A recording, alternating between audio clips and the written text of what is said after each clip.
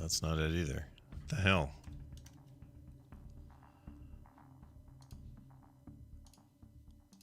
Okay.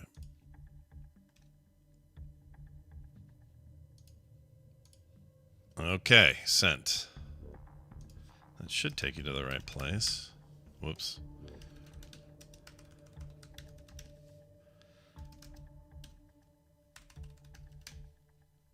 Yeah, that takes you to live streams.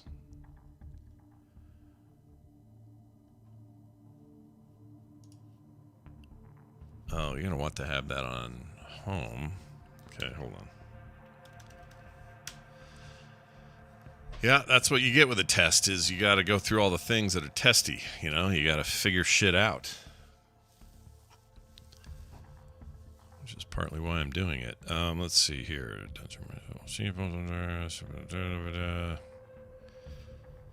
Okay. Let me fix this real quick, and then I will send us...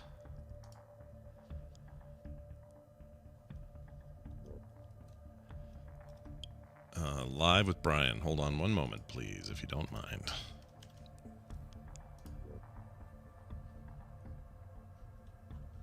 Okay. Done. Done, done, done, and done.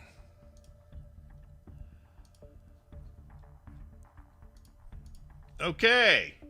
Shall we play a game?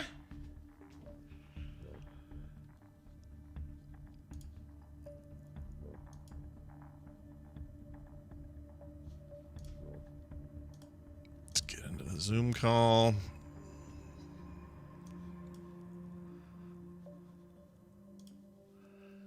Oh my gosh, don't change my stuff. What are you doing, camera? And this goes down, this goes up. This is going to be TMS 2, save, yes. We close that down, and we close this. We open that. We go here. We choose one of these. Let's do this one. Yep. Okay, here we go.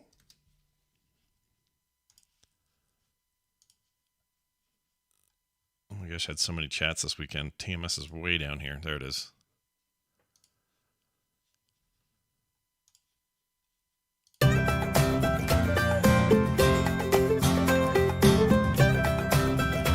Oh, look who it is. It's Brian David. Hello. Yeehaw! All right, that's right. Dance around the thing and do the stuff. And grab your partner and don't say no. That's right. Wee.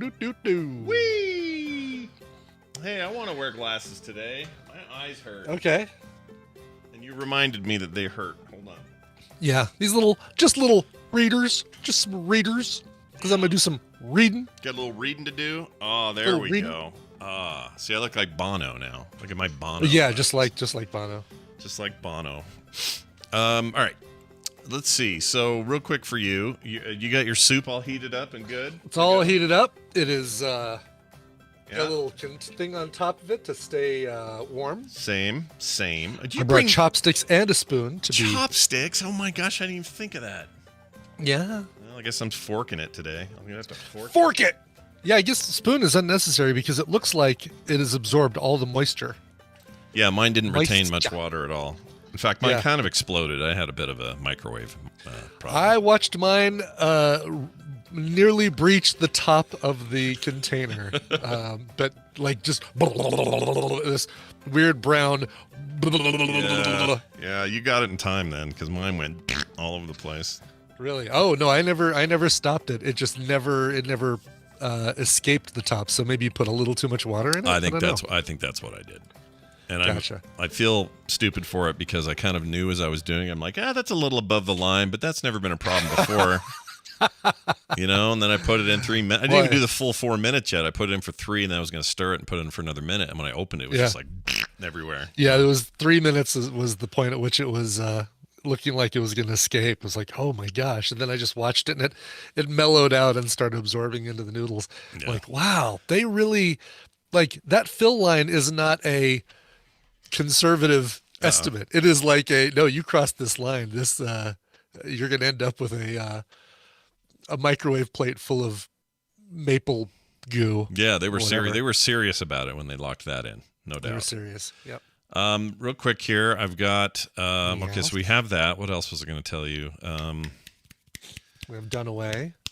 Chat room for those who don't know, if you go to frogpants.showbot.tv, the thing we're always telling you to go to, that lets you manually enter stuff in while we do this experiment week. Although BioCow may have a cool answer for me. Oh, that'd be cool. Yeah, like it totally seems like it would be doable, right? Yeah, it shouldn't be a problem. But for now, if you go to the link, you can enter them. No problem. You can be in there all day. Just have a tab up and hit your titles in there. Hold on one second. What's this? This is nope. Can't do that right now. Sorry, I'll text that person later. Let me check Kickstarter status. Make sure I'm not announcing anything right now, because that Kickstarter should be ready. Nope, not ready. Okay, we're good. They're still approving. Okay, all right. Okay. Okay. I think we can make a show. Okay. Oh, it'll be great. I'm reading your post about the pros of doing the YouTube business here. Wow, that's quite a bit, actually. It's a lot. Yeah, that's why I'm doing it. And it's only a test. You know, who knows? I may get to the end of the week and go, yeah, it's just we'll go back to Twitch, whatever. I don't know. I don't know yet. I didn't want to do it and, just do it and stop the car and say that's it. Yeah, but I wanted to test it out and see. There's other reasons I didn't list that I'm kind of irritated with some of the stuff going on at Twitch in terms of like how they're dealing with us when they're dealing with their creators right at the moment. It's kind of bad. Really? Okay. Yeah. So there's a few other reasons, but I still want to test it out. I want to play with the water. Let's see what happens. Sure. Okay. I do wish Twitch had more like fun, like chat room features. Although you don't really get those because you're looking at all on IRC anyway, or when we're on Twitch, you do. When we're on Twitch, I am. But I mean, so I don't see. I think I even get the notification. So and so has been a supporter for 3 months and gets the bunga binga bang badge. Well, whatever. That's the official name of the badge. The binga bang badge. Sure. The binga binga bang badge. Anyway, but. Yeah, so you don't see emotes and stuff, or do you see emotes? I do see emotes. Okay. Sometimes they come in as TMS seems good. TMS seems good. Or, like Ibit face. Oh, it'll tell you the names. That's funny. It'll tell me the name, and I think that's actually even funnier than actually seeing the emotes. I kind of agree. This stuff has emotes as well. None of that's set up yet. I'd have to go do it. But if for the test, I'm not going to worry about it, because if I don't do it, then I don't want to make a bunch of stuff I'm not going to use. Right. So we'll see. Yeah, Twitch is weird. The discovery on Twitch is the problem. Someone in the chat just see the beanie goth. One of the issues over there is you hit a ceiling. Like I found out the other day that the top. You'll love this, Brian. You like numbers. I do. The top, if you have 30 or more viewers for a live stream. Please, can you please say this in a Bernie Sanders voice, please? With 30%, you get the 30 and the 30%. If you have 30... The top 30% of the YouTube streamers have their boobs out for the 10% that are watching while they have one hand on their keyboard. Yeah, that's an old guy I'd vote for next time if he ran. He won't, then I would. But anyway, if if you have 30 or more viewers, you're in the top 1% of Twitter. Of Twitch. The top one, not 10, not 20%. The top 1%. 30 that means, or more viewers. That means the 30 viewers, which you don't. It's not much of a thing to have 30. And we're in the 200-300 most of the time. Even I get 30 on Coverville. Exactly. You're in the top 1%. That goes all the way up to these guys that are making millions of dollars on whatever Twitch contracts they have, right? The people with the huge numbers. But that's all within that top 1%. The whole bottom 99% is less than 30 viewers, and nobody can get discovery. Nobody can get past that barrier. It's just it's just that bad. Discovery's bad. Ass tail is what that is. There's a whole bunch of issues with it. So my whole thing is, Jeannie says YouTube censors streams. I don't think they do. Do they?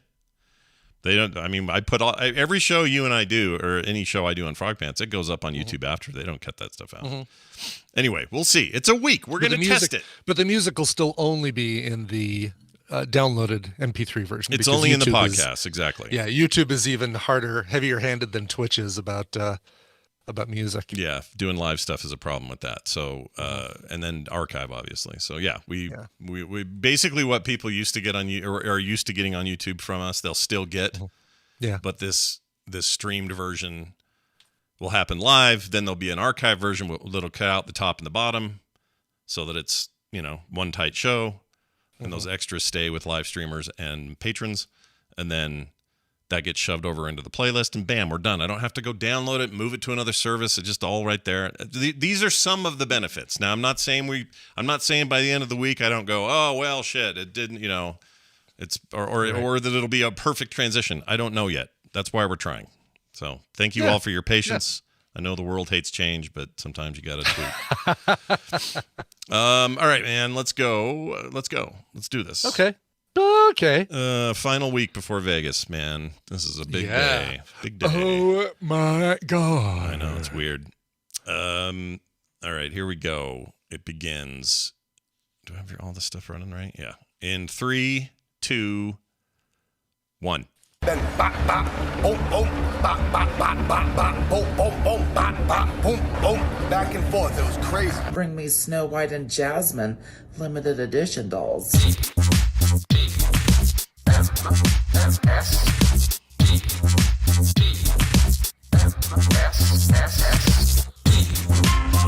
The morning stream. I don't understand. You never die.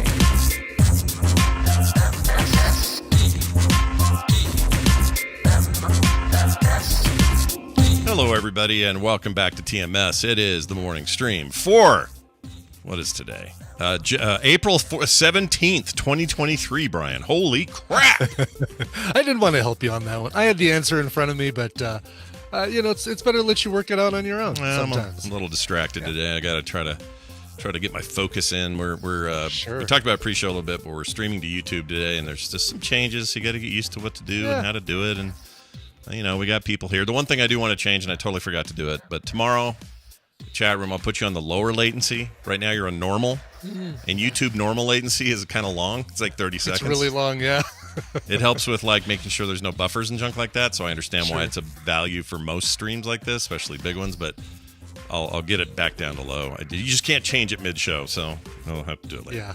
Yeah. Anyway, hello everybody, and welcome back to the show. Hope you all had a nice weekend, and we got shit coming up, dude. We got a week. Dude, it's a week till Vegas, a week till the official meet and greet Monday night thing, and we'll have. I feel like we're going to pretty much have met and gret everybody before we see them on. Before all the metting and the gretting will be complete by the time we get there. We will have met and gret everybody. Fantastic! I can't wait to gret people. I'm used to meeting them or metting them, but not gretting them. I'm not gretting them. Yeah. No, yeah. Next week's a big week. We got a lot going on, and as a result, I guess I'll tell people ahead of time, even though there'll be about 20 of you who don't pay attention and don't hear me say this. I just had a guy yesterday ask me where are the PM editions not on every week anymore? And I'm like, not since June of 2021 or whatever the hell it was. Right. Anyway, so next week there will be no show Monday. There'll be no show Tuesday. There'll be no show Wednesday. And there will be no show Thursday. Okay, so you're saying that some of our shows next week will not happen. Only some of them. Only some in that all of them. We're going to record content while we're there, of course, and the live stuff that we do on stage and Brian's game and all that stuff's going to be posted when we're done. But I'm also going to try to do some sort of little tadpole hangouts and record and talk to people and then put that up on the regular feed. Cool. But just know that next week, TMS folks, that we are just physically not here, and we'll be doing a bunch of stuff from there. Although Tom Merritt's doing a live DTNS, which would be fun. He's going to do a live DTNS, yeah. Yeah, that'd be great. Glad you're able to do that. The amount of effort that it takes sometimes to accommodate our friends, coordinate something like that. Yeah. And I love Tom, and I will bend over backwards for him. But it's like 11th hour, I'm like, all right, I think we got everything squared away. All right, this is good. All right, I've got this coming. This is being printed right now, or this is being developed. Tom's like, Hey, Brian, any way I could do a live DTNS on that Monday for it's like, oh yeah, I think so. Thanks. Yeah. As the as the owner of the plaza, Brian is happy to comply. He'll make this happen. Don't worry. And this is kind of a little bit of a announcement here. So for the longest time, ever since we started doing TMS Vegas and having it at the plaza, we have had the pleasure of working with a woman named Bernadette. Bernadette is fantastic. She, basically I give her a list of what we need. She's like, all right, you guys will have the pool thing for the meet and greet. You guys will have this. Oh, how about a ballroom for your board game stuff? How about this? How about this? And she, when I was out there a couple of weeks ago, last month, I guess. Wow. She told me that this will be her last TMS Vegas, and that she has put in her notice she's retiring. And I don't know how true this is, but she said that she extended the amount of time that she gave them for her notice, basically, so that she could be here all the way up until TMS Vegas. Really, that's awesome. Right after TMS Vegas is her last day. If that's the case, that's really very cool that she would do that. Extremely nice of her, and it goes to show how customer focused the plaza is. The plaza is what Albert Brooks wanted the whatever resort casino he was in Lost in America. Yep. The Plaza Cares. The Plaza Cares. You lost all your money. Well, that's all right. We'll give it back because the Plaza cares. Anyway, so I've invited her to all the things. She's going to try and make an appearance again. She came to Board Game Palooza last year. Yep. And she's going to see if she can join us for a drink at the pool meet and greet, the live TMS, so she can actually see what the heck. Why the heck I've requested a live donkey? Why I've put in all these weird requests for live TMS Vegas, and so Brian ordered these cubicle style glory holes that he's having brought in. Yeah, exactly. I don't even know what that's for. I assume it's for a whole guessing game that we're going to do on stage. And I'm sorry your sister cannot participate in that one. It sounds to me like she probably doesn't want to participate in that one, so that's good. That's great. I really like her, and I'll be sad to not see her next time. Do you know who's taking her place? Who might pop in? No, I don't. But okay. Throwing my hat into the ring. Okay. Be the move to Vegas, be the new Bernadette, and set up people with great experiences for their meetings and conventions at the plaza. It's funny you say that, but yesterday we were just having this conversation with my kids. If we were ever to move one more time, it would, for me, the only way I would do it is if we moved to St. George. And if I moved to St. George, I'd be an hour from Vegas. Oh, geez, that's dangerous. It is dangerous. Yeah. But it could be really fun for, seeing you a lot more. Because you like going there so much. I might be able to make that happen more often. But also, it's the only way I'd do it. And the other reason I would do it is because the kids were saying, well, Dad, what if we moved to St. George? And how would that make you feel? I'm like, well, I'd want to be near you, and I want to be near Van and Phoebe. I want to be around the family. Sure. So I would we would consider it. So who knows? But it's weird. Like the idea that I'd be an hour outside of Vegas, and it would probably be, we wouldn't do like St. George proper. We'd do like either Hurricane or like Washington, which is it's part of Washington County, but it's called Washington. They're just outside of that, and they're a little bit more open desert sort of vibe. Yeah. I could die there. I would love to die there, dude. It's a place I'd love to die. Yeah, name a place. Okay, let's have this game real quick. Because I just found out Steven's not here, but we have Dan later, but he can't come early, so we got a little buffer here. Yeah. Where do you want to die? Like, if you could pick the perfect place to, like, that's it, I'm done, just lay back and you're dead, what is the environment? Wow. Oh my God, that's a great question, because, like, all right, what do I want? The last image burned into my retinas before my eyes close for the final time. Yeah. Yes. That is one way of putting it. Yes. Retinal burn. Yeah, man. I think the Blue Mountains in Australia were that's nice. yeah, those made me like when we got out there and we were at the edge of the Blue Mountains, and we had this great overlook, and the Three Sisters rocks were out there. That was probably the most memorable time that I've actually just teared up looking at scenery. Damn, scenery dude. doesn't make me tear up. Yeah. I will say this: in 1999, we went out to Vegas for. All right, real quick. I'll just tell the story real quick. I don't even know if I've ever told this story. All right. And I won't tell the big, long, earlier part of it, but basically, a buddy of mine, a coworker of mine, and I won a bunch of money on a radio station where I gamified, where I figured out how to break up a super song scramble into individual songs, which doesn't sound like a big deal now, but in 1999, I had to like figure out some software to like record it and split it and then put it on a repeat and all that sort of thing. Yeah, that is no small task in 99. That's a lot. No small task in 99. So I figured out the 6 songs, one of which was friggin' Edith Bunker at the beginning of All in the Family, which is a nice little, one that they tried to make really difficult. And on 2 separate runs of this contest, we won thousands of bucks. Basically, between the two of us, we won 8,000. I won 6,000. He won 2,000 because it kept increasing over time. Right. And we made a deal ahead of time that whatever we win, we split in half. So we basically won 4,000. That's awesome. It was awesome. That's a lot of money Now- in 99 when you're just like 29 years old and you're like, we need some money. Let's do this. Let's split it. Exactly. Jeez. So somebody suggested to us, said, what you ought to do is, because you're going to get taxed the crap out of this, when April 15th rolls around. So what you ought to do is go to Vegas, because these are considered winnings. Mm-hmm. Go to Vegas, get receipts for everything you spend out there, and you'll be able to write off the winnings. Even though you didn't win them in Vegas, those gambling winnings or losings will offset your winnings from the radio station. Basically, it'll all fit into the same column on the spreadsheet. I get it. For the accountant. So that's what we did. We went out there. It was already close to the end of the year. We're like, cool, Vegas, December, 2 weeks before Christmas, we're going out there, and it was so cool. Like the Christmas in Vegas is a very different thing than most times in Vegas. It's nice and cool out there.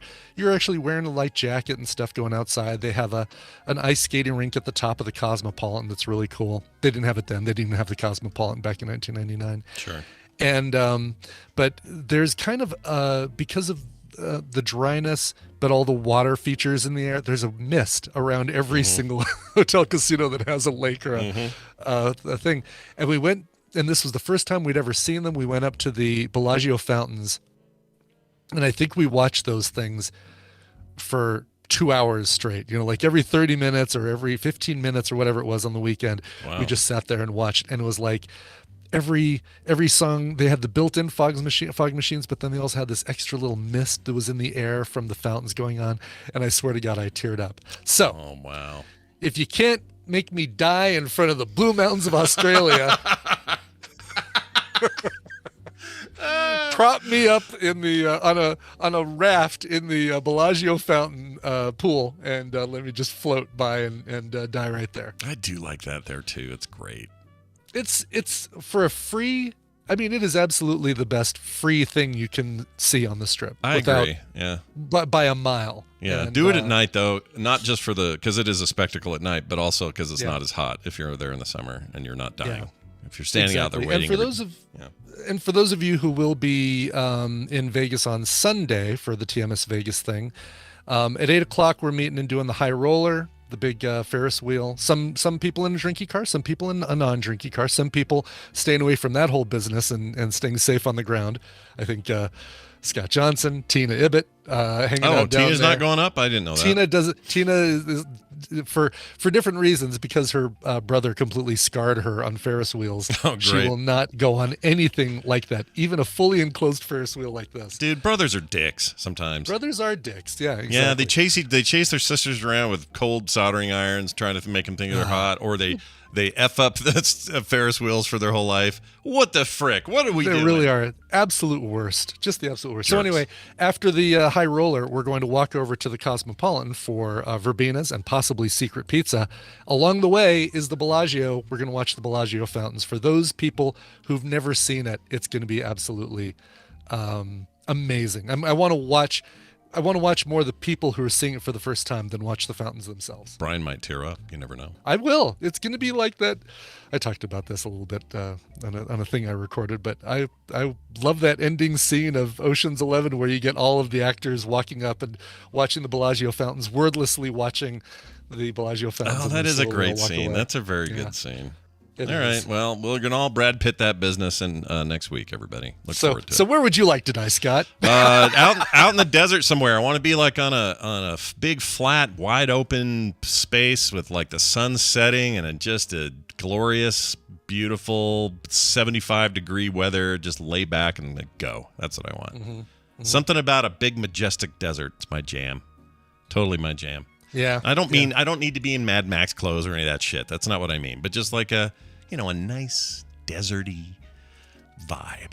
That's what I want. Mm-hmm. I want to hear weird off in the distance. I want to hear like weird little bugs making noises.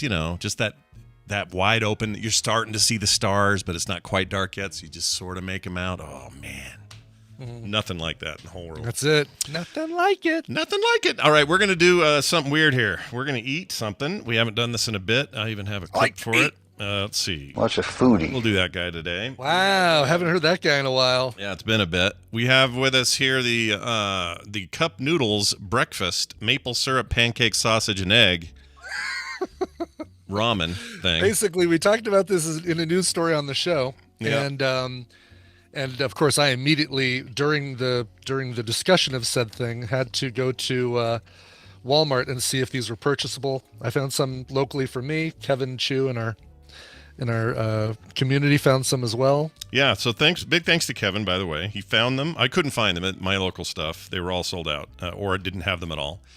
And he found them. And then yesterday, he and I met up for a quick hangout and made the exchange. He also got me some kimchi, which was very nice of him. He didn't have to do that.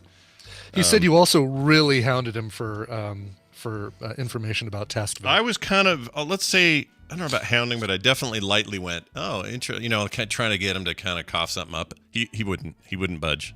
No, I know. He's a steel trap. He's good. Sworn to secrecy, man. He's a lockbox, that guy. He is, and I was impressed. So I still know nothing about what's going on, other than he KT says data. Oh, I'm sorry, not iCore, KT data. Kevin. Oh, you said Kevin Chu, yeah, not. I said Kevin Chu, the other Kevin. The other Kevin. We have many Kevins. We do. But this is our Kevin. This is my Kevin. This is our Kevin. There are many like him, but they are both our Kevins. But these two are ours. Yes. So here we have these. Let's just do it, I guess. So should we mention? Yeah. I guess we said what's in it. It's like so it's maple syrup pancake sausage and egg flavored ramen noodles in sauce.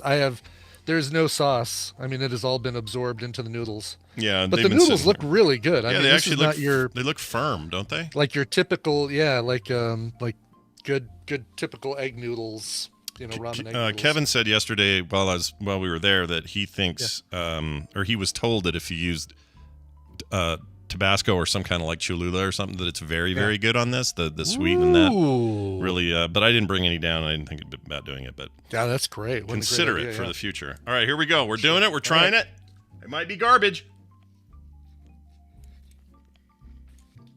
Oh, you know what? I have to admit that's not bad. It's not bad. I don't get a super, excuse me, as I masticate on the microphone. I don't get a super strong breakfasty flavor here. Oh, I actually have. Look at that. There's a chunk of.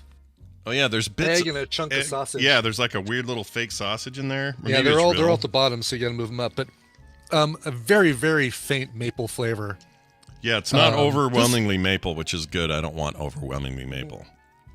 I'd rather it be subtle. Yeah, I definitely encourage you to pull noodles from the bottom because that's where all the sauce. Yeah, everything's down there. Settles, and all the sausage and all the rehydrated eggs. Yeah, do you think they're real eggs, just rehydrated? Do you think that's what's going on there? Yeah. Or are they as artificial as the rest of this? I think these are real eggs. All right. You know what? I think that's actually all right. It's actually not bad at all. It's actually really good. I would eat that in an office. Is what I would do. Like put it, at work. You're early. You're like, I got to get it through the day. I'm going to go make a cup of this. It's sort of breakfast. You know, it's still a little Yeah. sad. You don't really want this in your life, but you'll do it. Yeah, I think I mentioned when we talked about it that the SNL joke was Cup Noodles is introducing a new ramen flavor that tastes like maple syrup, pancake, sausage, and egg. It's called Mom Left. Mom left. Was that part of the news thing? Those guys are That was great. part of Weekend Update. The funniest part of SNL.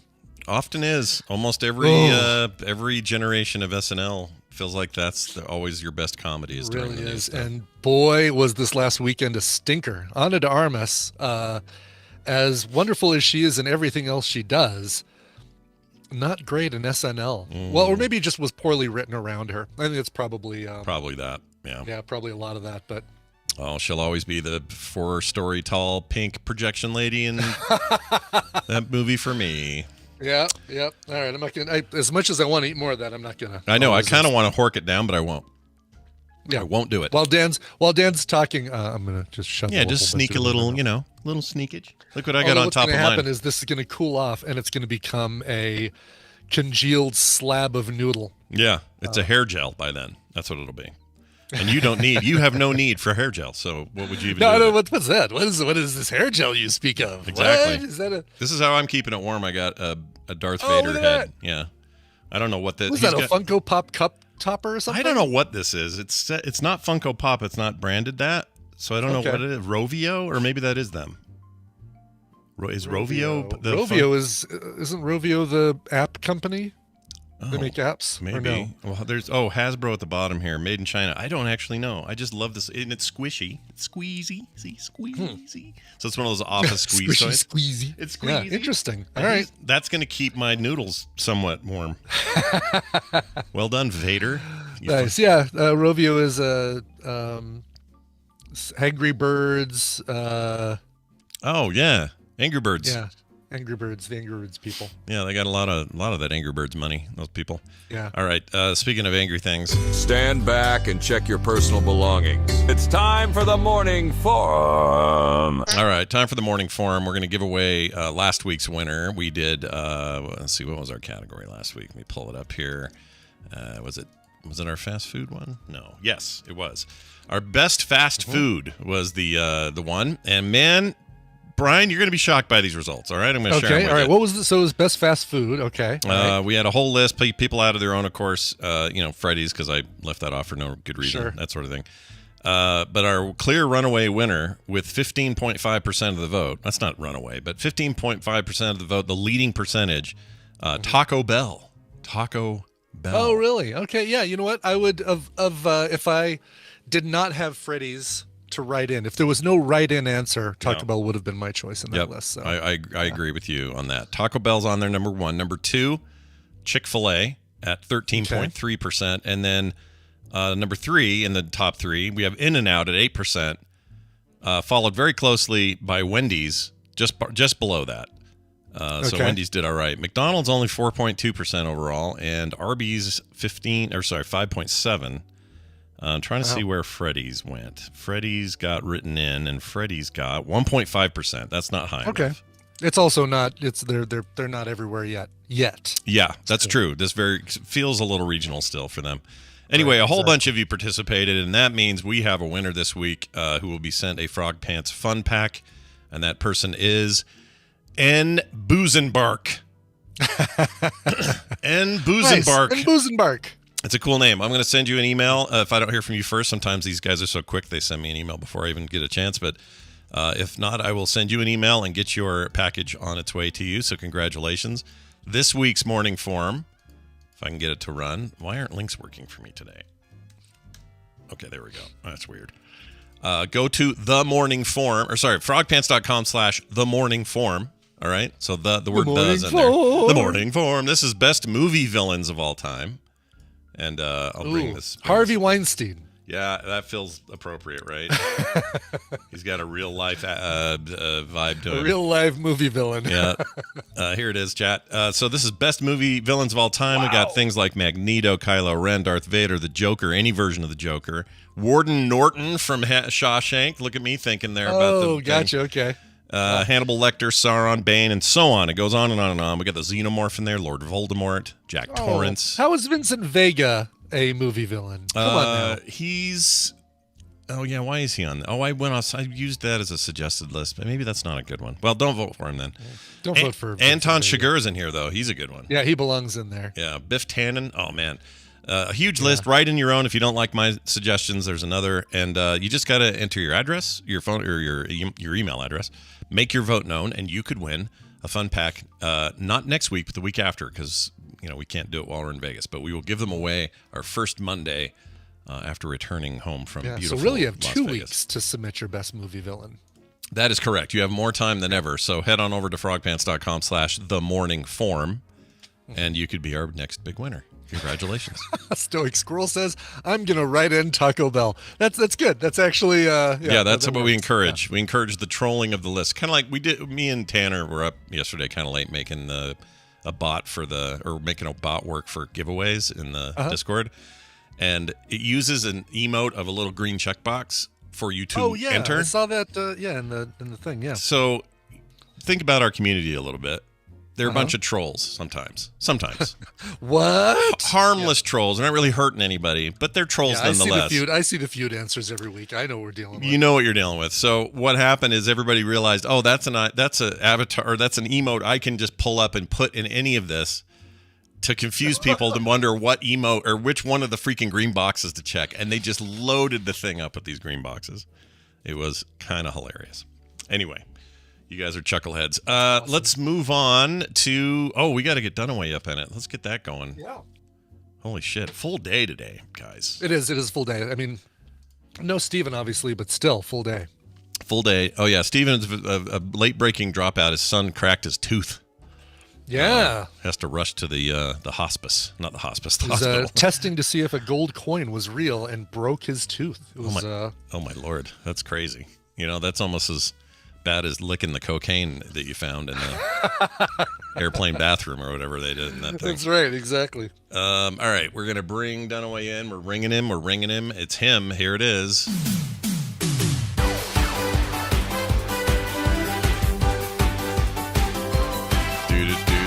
Do. Hey, Dunaway, welcome back to the show. How the heck are you? Oh, hi, Scott and Brian. Happy Monday to you. Sorry. Happy Monday to you, too. I don't know why the music went up. It's good to have you back, man. I hope your weekend was good. I know you went and did some fun stuff. How was your weekend?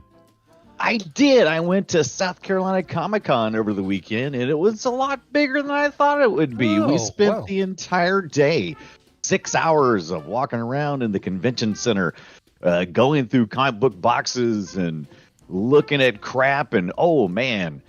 I was like, there was at least 3 or 4 booths that had retro gaming stuff. Yeah. And those were all super packed. They were super packed. I'm like, come on. They're not one of the ones that had to change their name away from the Comic-Con name.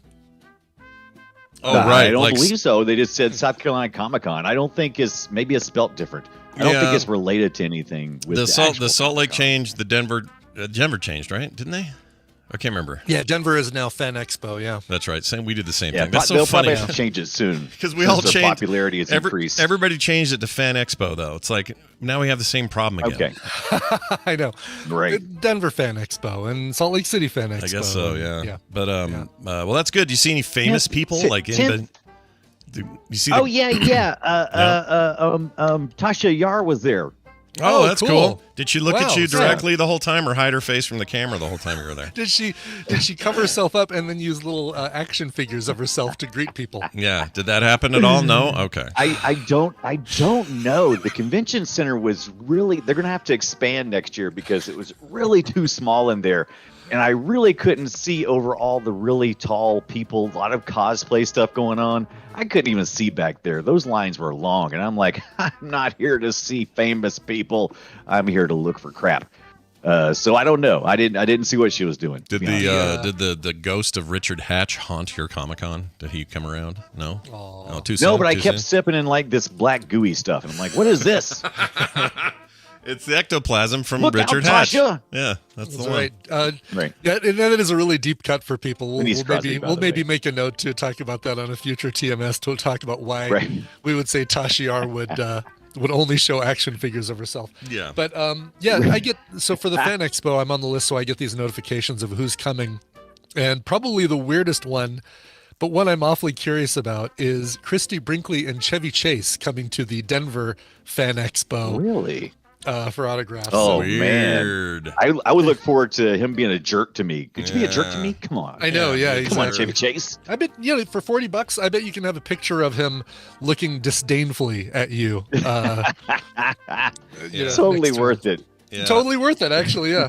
Or maybe checking his phone right while you're taking a picture. Oh, with him. yeah. That would be the best. I still haven't had anybody that I know of, listener or otherwise, who has been able to see John Delancey in person and shaken his hand to confirm my theory about his hand. No one's ever said. Keep in mind, it's dry in Vegas. It's more humid in LA where he probably lives. It might have just been like I ran out of moisturizer and I can't cue myself up some aloe vera. So no, you're not wrong. But his hand crusty was so dry. it was almost like, I don't know how to explain this. His hands might not be perpetually crusty. Yeah, that's true. But they were they had deep chasms and high cliffs and Even Jennifer Aniston has to brush her teeth sometimes, right? I'll never shake Scott's hand again. He's got too much in for it. yeah, I got too much. You don't want to What's shake wrong my with your hand. hand? All right, hey, good news here. We're going to play a game, and it's going to be fun. So, Brian, hey, why don't you? Yes. Sorry, you got a little something. Oh no, you're good now. You ate it. Let's do the thing. Let's. It looked like you're. Did I have a little noodle on No, me? I thought you were chewing still. I didn't want to make you feel. Oh no!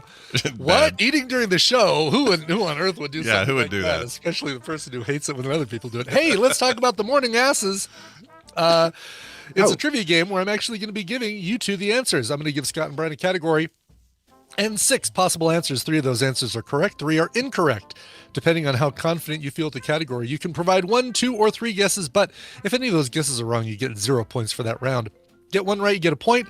Get 2 right gets you 3 points. And get all 3 correct, you get 5 points for that round. The player with the most points after 3 rounds wins the prize for their contestant. Nice. And contestants are pulled from members of the Tadpool that aren't able to listen live. Scott, you're going to be playing for James from America. He's kind of lives all over, but he moved back to Missouri recently. Oh, all right. So James. Brian, you're going to be playing for Juan Cortez from Pasco, Washington. Nice. Oh, hi, Juan. Yeah. So we're going to win. Yeah. Yes. Are you now? And Okay. prizes are going to be pretty cool. Winner is going to get Monaco and Amazing American Circus. And the runner-up is going to get Soul Blight. Ooh, so all good. All good games, Yep. courtesy of David Akers. Big thanks to David Akers for putting those together. All right. You guys ready? Let's start here. Yep, let's do it. We're going to start with a music category that is near and dear to my heart.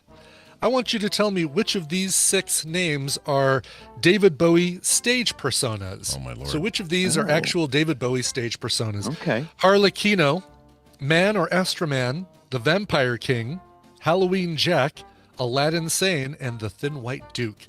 3 of those are real David Bowie stage personas. You were hoping to see Ziggy Stardust on there, weren't you? I was like, where's the easy Those one? would be It's not that would here. be an easy one. A lot of these others, I just don't. Wow. I've got to do some Bowie research. Yep. I'm gonna go with the. I don't know. I'm guessing. It can't be Halloween. Full Jack. guess.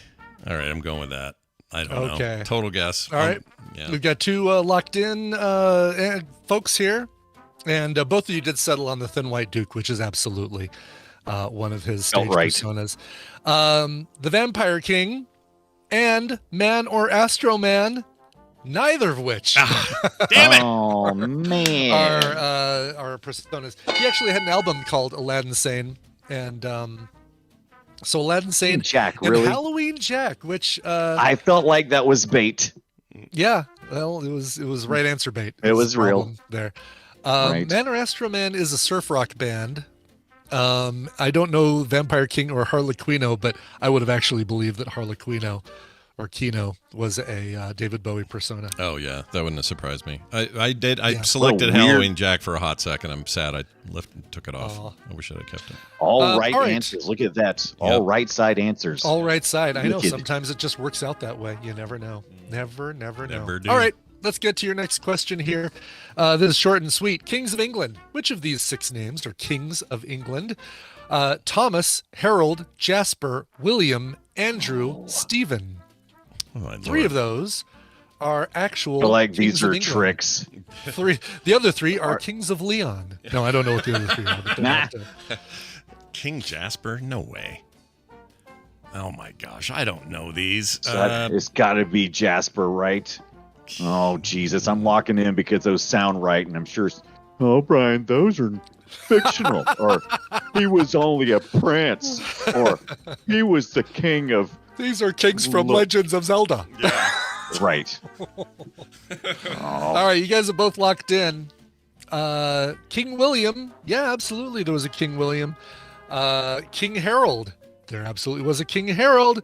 There was not, however, a King Andrew. No King Andrew. There was a King Stephen. Nope. Was the other right one. William, Harold, and Okay. Stephen were the correct ones. But No- you guys didn't. no King you guys Ralph? didn't take the Jasper bait, which is Yeah. I'm very, very proud. Nah. Yeah, I almost did though because it just felt so baity and like I almost did. Right. William, we're about to get again when Grandpa dies over there in England. Right. You'll get your exactly. your Yeah. William. Well, this Yep. this question, all of a sudden, this whole game will be pointless. This Yeah. whole Yeah. thing will be. Uh-huh. You have to rewrite it, Brian. That'll be a shame. Well, like it is now, pointless. We got Pointless. zeros. Get it?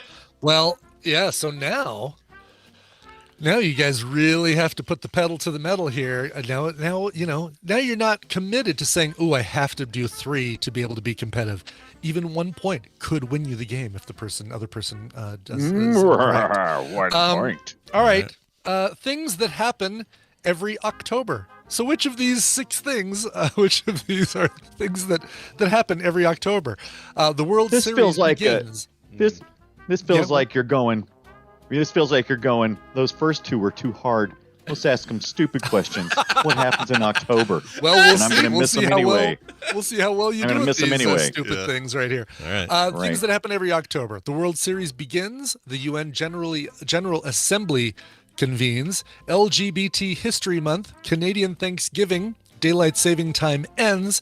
And Burning Man. Which of these 6 things? Which 3 of these 6 things actually do happen every October? I'm gonna go. These things are doing their own thing. Doop doop doop doop doop doop. I only. These. I'm doing 2. These feel right. But you're gonna tell me no is the converse. There we go. All right. You guys did very well. The World Series begins. It does begin every October. The Yeah. boys Okay. of October, right? Canadian Thanksgiving does happen every October. Very good, Brian. You got that one. But ever since 2006 or 2007, daylight savings time moved to the first Sunday Son of a in butthole. November. Damn it! First I knew Sunday it. in November for the last 17 years Frick. for daylight savings time or saving time. I always forget LGBT that. History Month was the other thing that happens every October. Oh, I thought that was July. Shows what I know. Yep. I know nothing. July. Yeah. Yeah, I don't know why. Wow, I just have in my this head is it's making July. me I feel think really Pride Day. stupid. We have our today. Pride Day in July in Denver, so that's a Maybe it that's might what I'm be thinking. Maybe it's a like that for lot local of them, thing, yeah. and it makes me think of summer. I don't know. Easily, yeah. All right. Well, what do we so- do when we both lose? I can't remember how this works. Let's do a little Tiebreaker. tiebreaker question. Okay. All right. How many noodles can Brian Ibbett put in his mouth? Let's find out. All right. 21. Nope. Oh, this is a good question. All right, so let's go into space. Let's go to space. I like space. Let's go to space. In the U.S., that's not really how the question begins. The U.S. Space Shuttle program ran from 1977 to 2011. How many shuttle launches were there? And Brian, you're the guest. We'll let you give your answer, and Scott will guess high or low. So, from 1977 to 2011, how many space shuttle launches were there? Let me see. 77. I would say that's a problem. I see some years it seemed like I remember them launching twice, and some years just Yeah. once. And but then they also put up satellites, and we kind of stopped watching later on. Mhm. Whereas opposed to the earlier ones, and we had 3 in service at one point in time. We did, yeah. I think we had a total I'm gonna of 6, say 7 space shuttles. Yeah. What are you going to say? I'm gonna say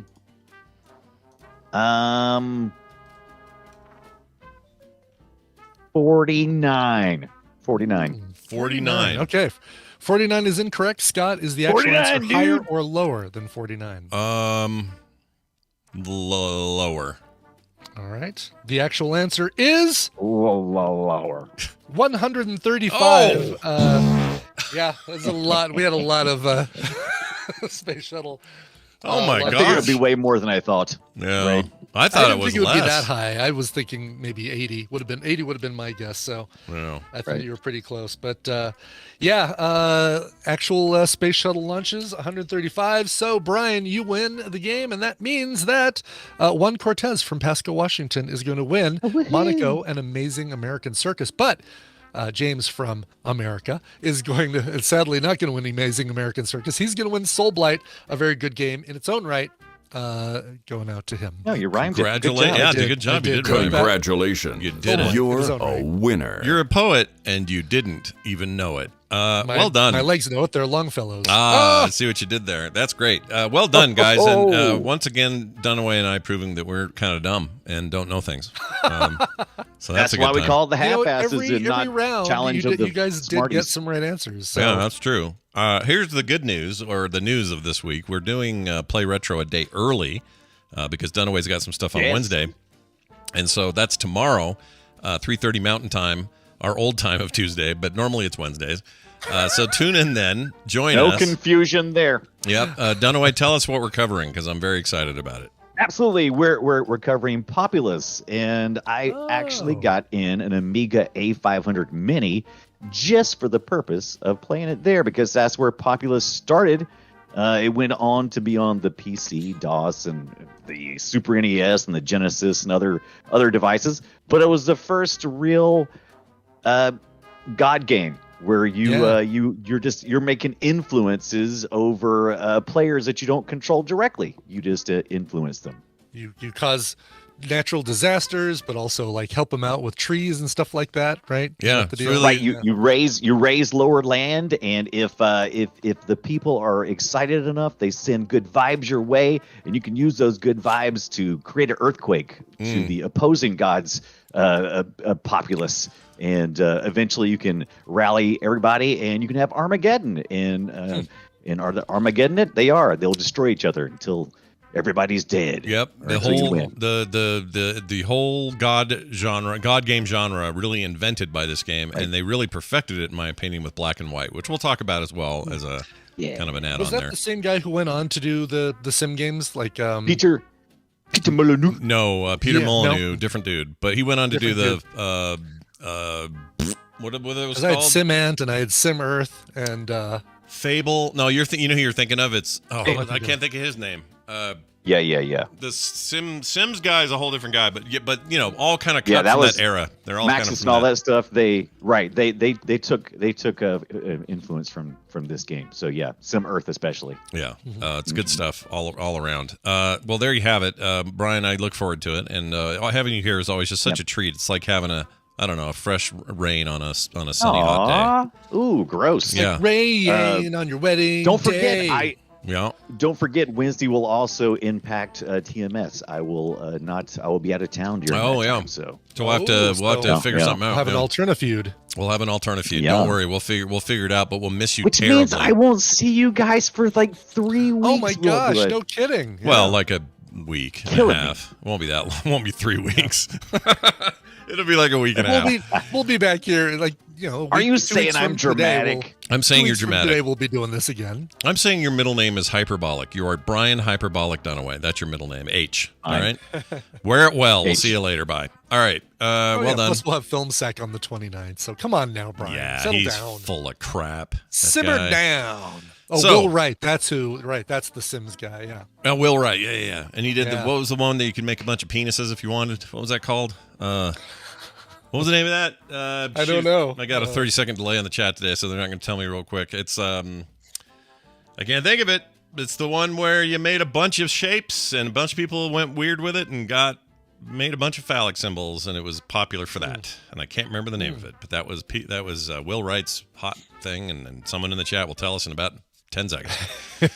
All right. Well, Let's move on. We've got we'll do a little bit of news here before we take our break and get to some more stuff. So stick around. Here we go. It is time for the morning news, and it's brought to you by Frogpants.club. Oh, you might wonder, is that the Sandwich of the Month Club? No. Oh, I thought it was a thing that keeps people from stealing my car, no? No, not that either. Not that kind of club either, it turns out. It is the kind you carry and beat your caveman wife with. Just kidding. None of this is true. Oh, jeez. Well, caveman times. I don't know what they did. They were notoriously bad. They were a little rough back then. No, this is, if you go to frogpants.club, it is the newsletter for the show and also the new fancy notes feature over on Substack. So if you are a user of Substack already or don't know what it is, if you head on over there to frogpants.club, you can sign up for a regular newsletter from me. It's usually things about shows. Sometimes it's thoughtful commentary on AI and art generation, which I just did one on. Other stuff like that. So go check it out. That's frogpants.com/club. Today we were supposed to be telling you all about the new Dungeon Murder Kickstarter that was kicking off this morning, but we're waiting for Kickstarter to approve it. So oh, gotcha. It'll probably be tomorrow now. Yeah, it'll be tomorrow. So watch for that. At least I think it'll be tomorrow. They're usually like less than 24 hours, so we'll see. Brian, a man shoplifted a scooter from a Target, assembled it outside the store. Now he's arrested.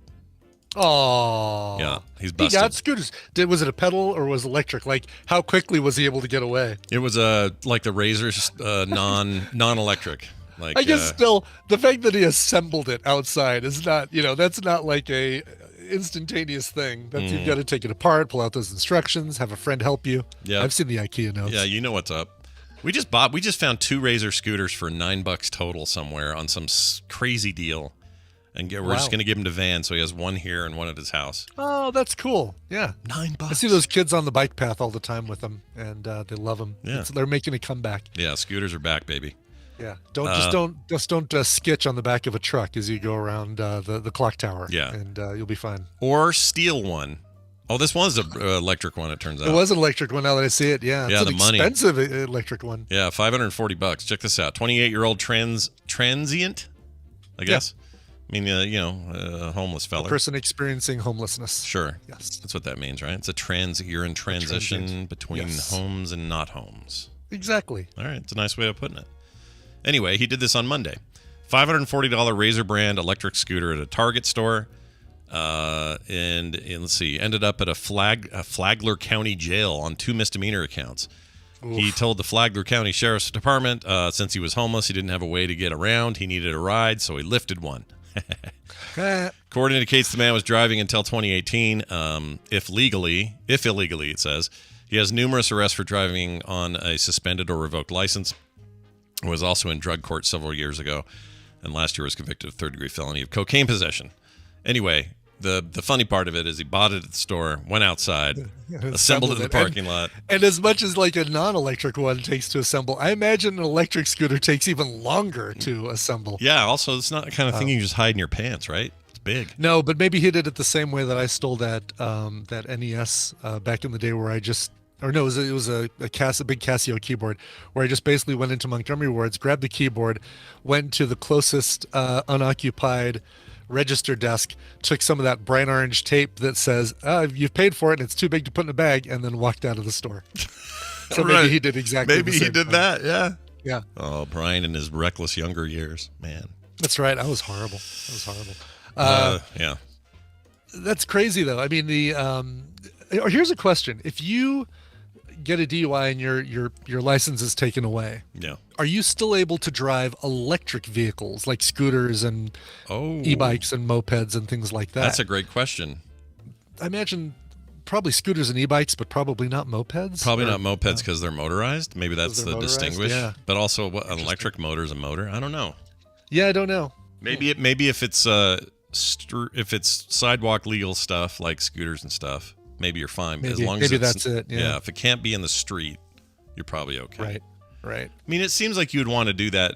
You want to be lenient in that one regard so that people still have some, method to get jobs and improve their standing and get a proper license eventually and all that, I would think.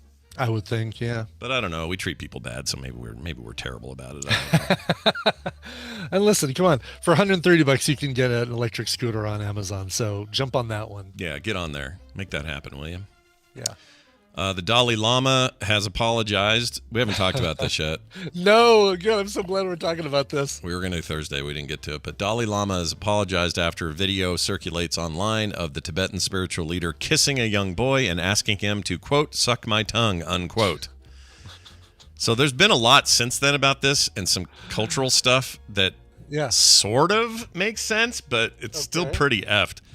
Anyway, the Dalai Lama has apologized to a young boy and his family after a video surfaced of the leader kissing the child and asking him to suck my tongue went viral.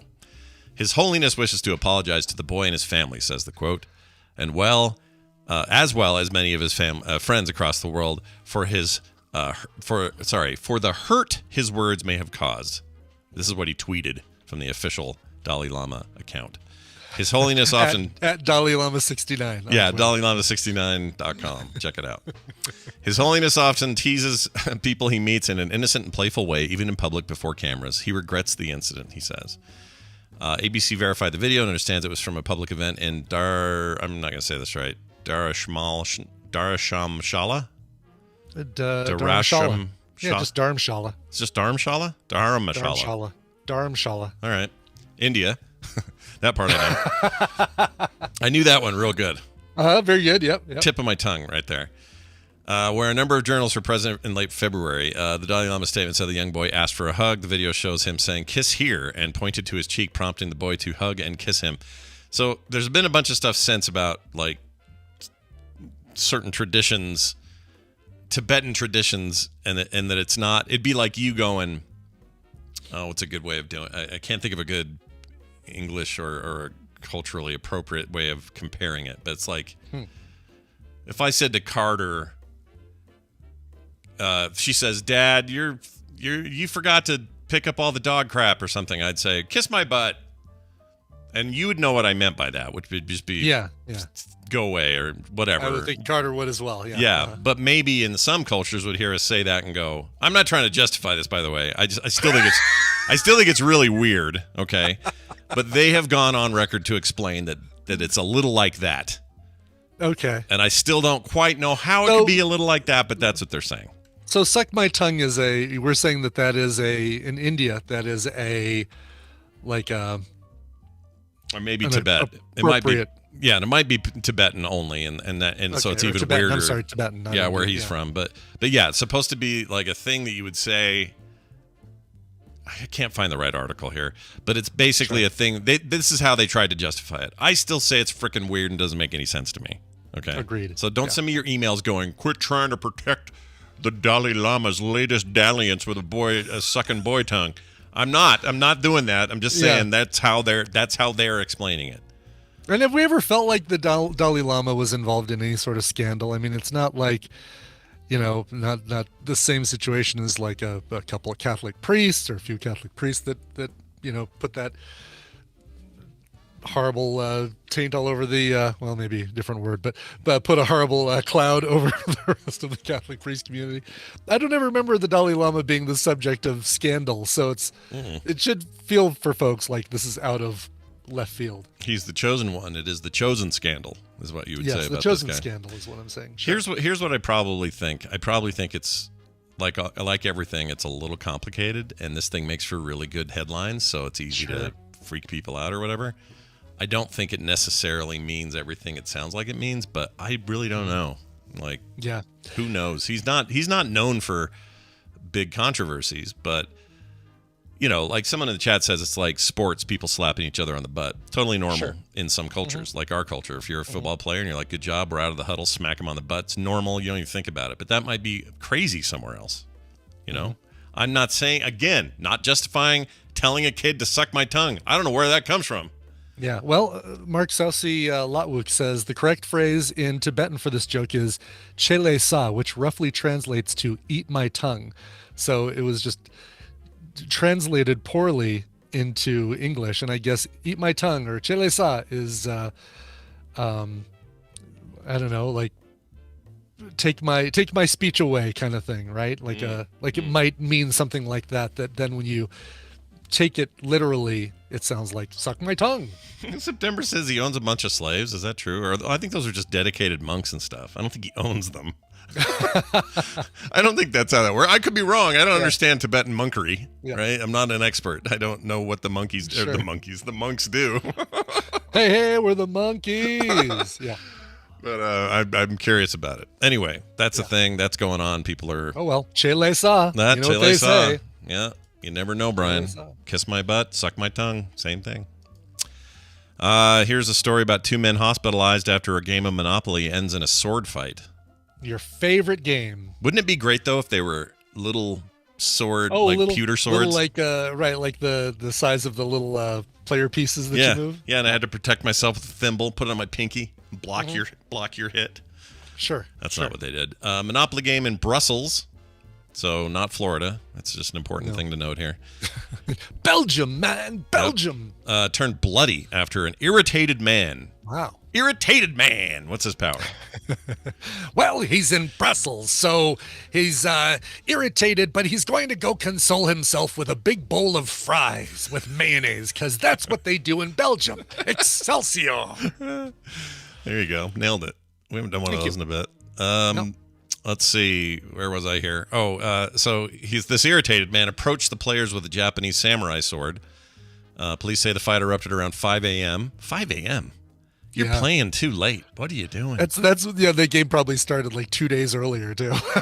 Yeah, it's like Risk. You're like on week 3 of your stupid Risk game. Exactly.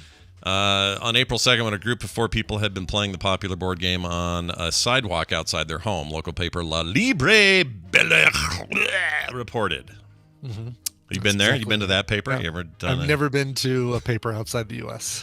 The participants were loud enough to wake up their neighbors, father and son, who came outside to ask the group to leave. Things quickly got overheated between the players and the father-son duo, resulting in the son bringing out a katana sword for defense, is his claim. That's in quotes. After the men started physically fighting, the sword's scabbard got damaged, exposing the blade of his sword. Oh, he kept the thing on. Oh, right. Oh, the scabbard is it's not the sheath. The scabbard is the little covering that blocks the hand holding it. Oh, like a foil, the little bell dome thing. The little disc that covers it, I believe. God, I might be confusing things here. Hold on a second. I don't actually know. No, scabbard. I'm sorry. You're absolutely correct. I'm wrong. The scabbard is another word for a sheath. What is that other thing?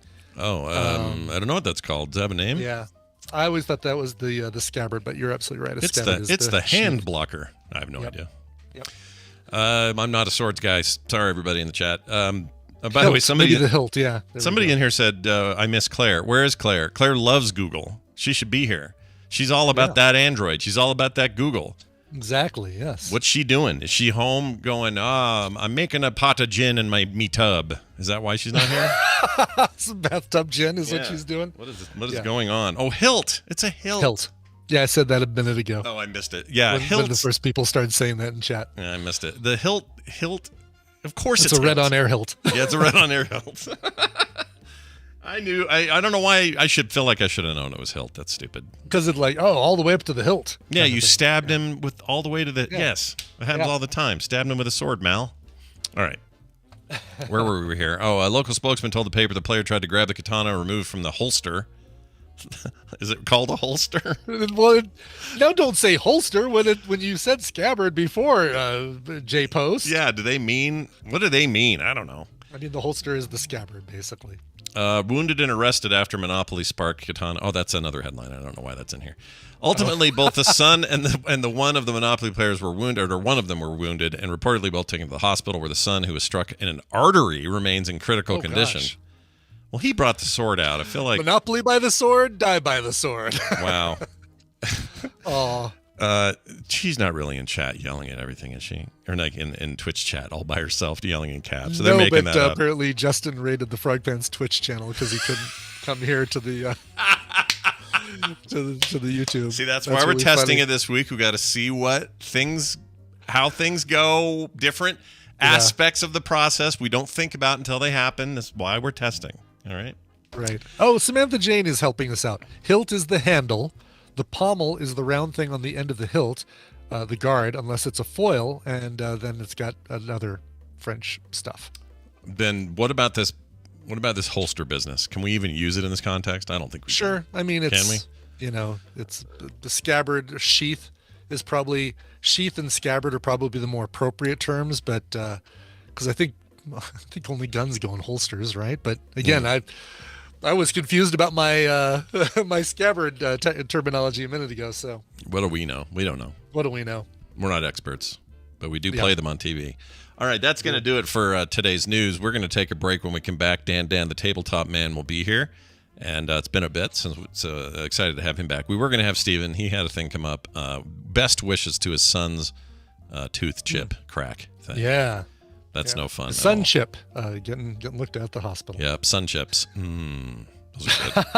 I'm in the mood for those right now. Anyway, that's going to do it for that. Let's take a break and play a song. What do you got for us this week? Or today? Yeah, we go from the news to Newski. This is an alt-geek rock band from Wisconsin called Newski. They have a brand new album. It's called Friend Rock. Just came out last week via Nomad Union. The album features members of Nada Surf, Guster, The Verve Pipe, and more. So they are, got quite the pedigree of people joining them for this one.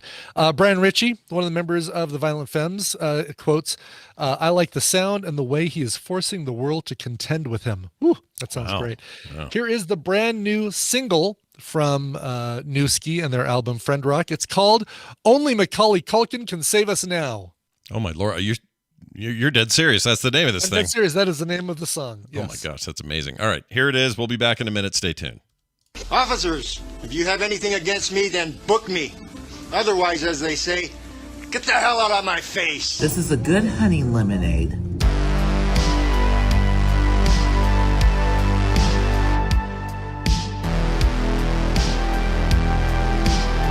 As Shakespeare said, "Shit happens." This is the morning stream.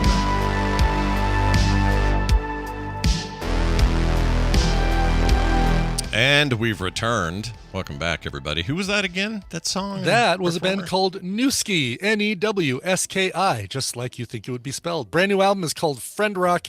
That is the first single from it. Only Macaulay Culkin can save us now. Oh, that's great. Also weird, but great. Yeah, weirdly great. Greatly weird. Yep. Yeah. Greatly weird is the best way to put it. Let's add Dan to the call. It's been a bit since we have seen Dan. It's been a minute, as the kids been a are fond minute, of as saying. the kids say. Yep, the kids all say it. They do. I totally won't be like sneaking a bite or two of noodles while Dan's talking. No, you totally should go for it. That. Do it while they're still viable. It's too late. They've stopped being viable. There's no viability left. Here's a tangent for you. Be careful, may cause drowsiness. Well. Look who it is. It's Dan the Tabletop Man, joining us. Hi, Dan. Greetings, program. Hey, man. How are you? I'm good. How are you? Oh, just I'm still traveling. Even though the season's over, we're still traveling for hockey. Yeah, It's you do that a lot. Let me just put this in perspective. You have traveled. I had 3 children. I think you have traveled more for one, just for hockey, than I did for all 3 of mine combined. I'm pretty sure that's correct. Yeah, it's possible. And the good thing is, good or bad. The bad thing is we haven't been on an actual family vacation in probably 5 to 7 years. Yeah. But we're constantly places for hockey, but that's not really like a vacation because, you do some things here and there. It's not just, there's a lot going on and it's more stressful. I mean, vacations can be pretty stressful, isn't it? Yeah, that's true. Well, I mean, but you always, if you guys go to a cool place, you'll try to have a little bit of a, little excursion or something, right? Yeah, I mean, we'll go to some museums and stuff, because there'll be days, maybe we'll have an off day or we don't start or we get there someplace a little early and stuff like that. So we may do that, or we may catch a local sporting event or things like that. So you see some of the sites, some of the crazier tournaments, like when we were up in North Jersey for nationals, we were done on whatever it was, Saturday, because we just got trounced, but we just got to nationals, which is a huge thing to say, to get to nationals. There's only 16 teams in the country that get to go to nationals, and we were one of them. So we were done a little early from that. So a lot of people went to New York City and stuff. Yeah. I mean, I'm from up there, so we just went home. So it was just, You go to Nathan's Dog or something. What do you do when you go home to Long Island? What's your favorite when you go to thing? the city, you may want to see the World Trade Center Memorial and some other things, and go to some of the good delis up there, see the sights, see what Times Square and even the Statue of Liberty. See, there's a lot of famous. Get a $20 pastrami at the Carnegie Deli. Yeah. Oh yeah. And it is. See, that's one of those things where it's worth every penny, because Yeah. it's so good. Yeah. Wow. No argument. No, it's so totally true. Well, when Yeah. if you can make it there, you can make it anywhere. That's what they tell you. The Before travel's going to get a little different next year because DJ is going to prep school next year. He's going to be going up to Canada. For prep my school. Lord! Wow. In a nice brick and mortar kind of prep school and playing at a really nice play, a real good hockey, but even better, the academics up there compared to some of these public schools down here in North Carolina. It's just so good. The student to teacher ratio is nice and low, and he's going to have a lot of good academics, and so he'll be up there he's reclassed a sophomore again, so he'll be up there for 3 years playing hockey in Canada. So that's great. If he takes a puck to the beak, he gets free healthcare now up there. That's right. Well, he is a goalie, so he takes a lot of pucks to the beak. Oh yeah, this will be great. Take care of him. That's awesome. Well, good luck in Canada. Dan, it's good to have you back. We're going to talk about a couple things here real quick before we get your recommendations for board games and good time, family time. I got a question for you. Yes, sir. That injectable gut thing, what's it called? It's like a miracle weight loss thing, but diabetics are supposed to be using it, but it's like... Oh, is that Ozempic or something like that? Well, so Ozempic is one that they use. So it's all in the same kind of drug class that the GLP-1s is what they're called.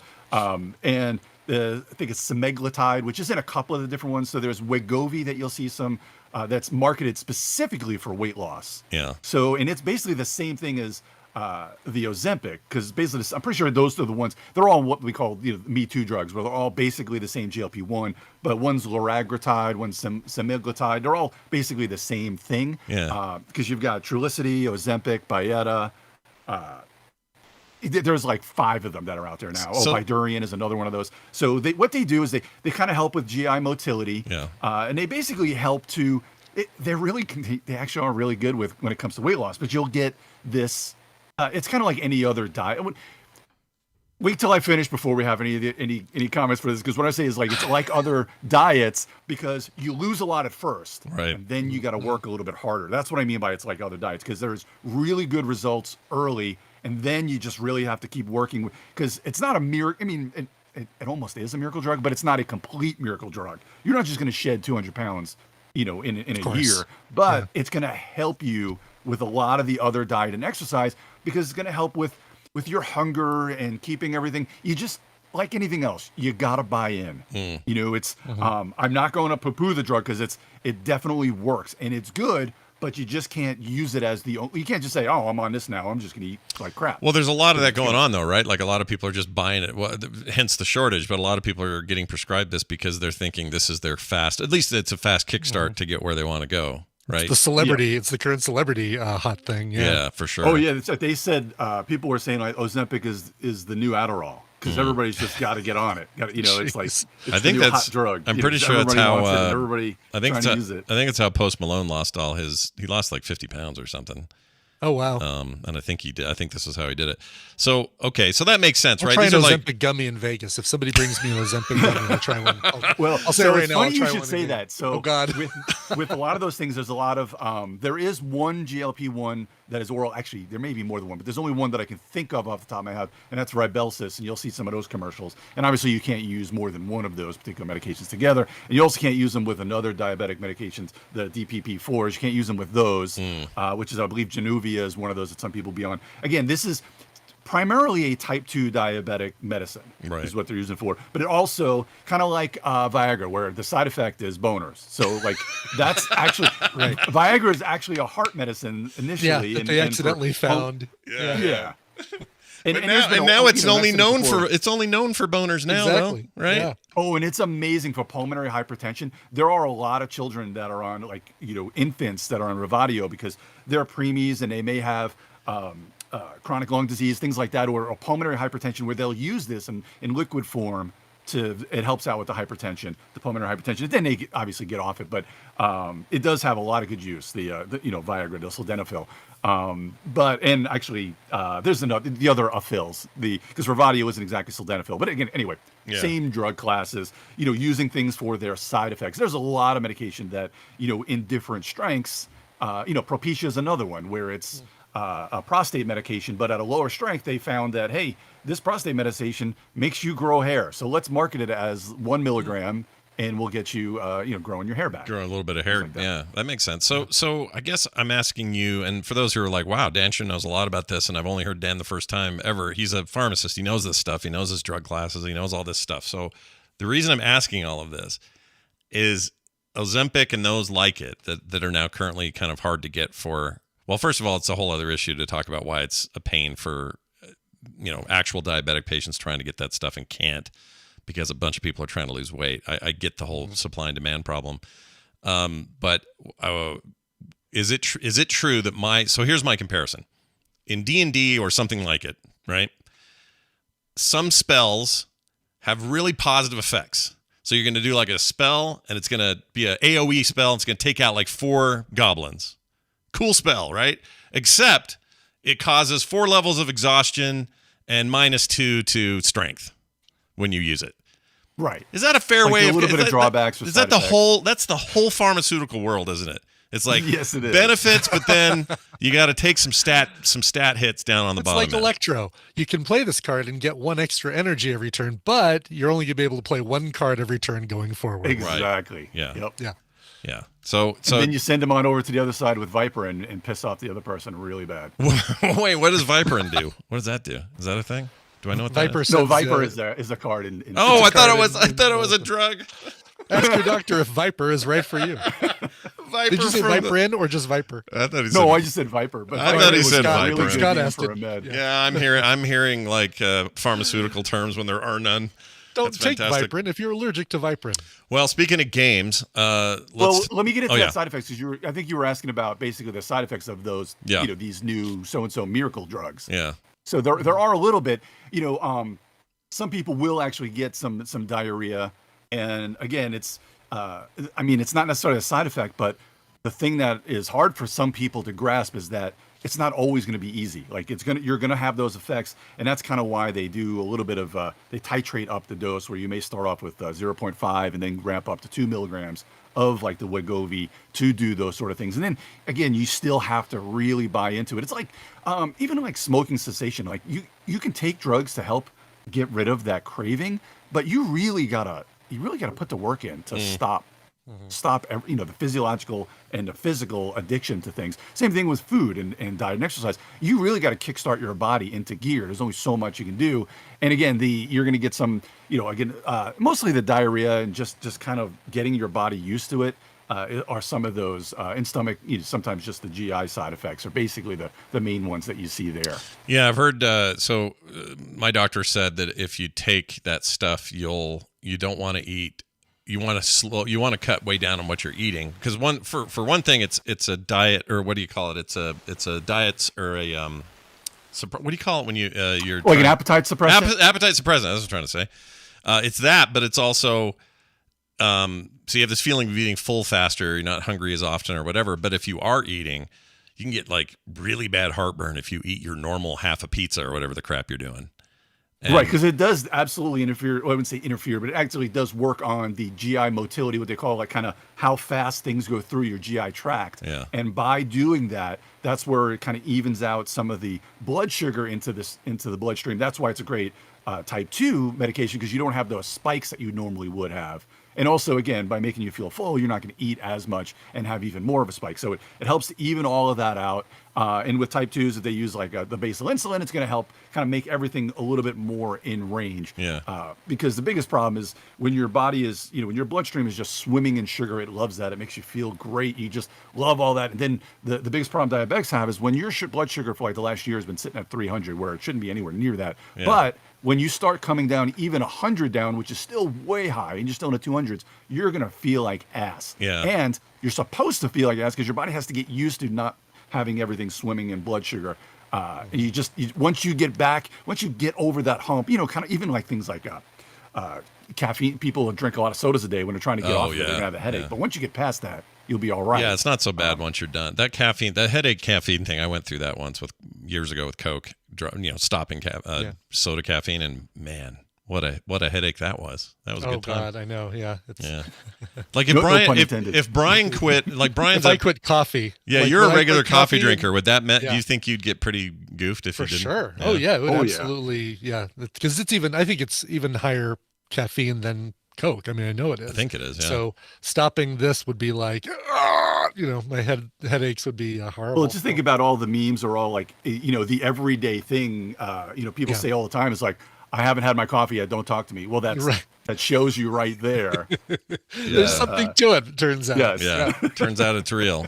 Okay. Well, drink all your coffee and let's play some board games. What do you have to recommend this week? You got anything cool? So I've got a couple here, and they're both actually. Sometimes I come on and I'm like, oh, this is a Scott game or this is a Brian game. Just for whether it be rules or complexity. But these are both. Sure. I feel like these are both. Tiddlywinks. It's a Scott game. Bring it on. Right. Let's do it. Connect 4. Go ahead, Scott. Sure. Have fun with that one. Yeah. And back to the Monopoly thing. You guys were talking about Monopoly earlier. Yeah. Yeah. Can I throw a tangent for you? Please. Sure. Real quick one. So we were talking about Monopoly and how now my favorite game. I mean, I use it's got a place in every everybody's collection, and it's fine. Sure. And I always say that, and I threw it in the chat that if you play with that free parking rule, you're guaranteed to make your Monopoly last at least an hour longer because that's basically a house rule. It's if you put more money into a game. Yes. Yeah. Yeah. When you you're put right. more money into a game that's about bankruptcy, you're obviously going to make it harder for other people to be bankrupt, and you're just going to take forever. Now, some of the newer games, they had, I'm trying to remember what the name of it. It was that Mario one. The Mario Monopoly? Yeah, it was like a Mario Kart Monopoly that played completely differently. And man, Yes. we had And it was such a good time with the collectible. Spagnolos. Yeah.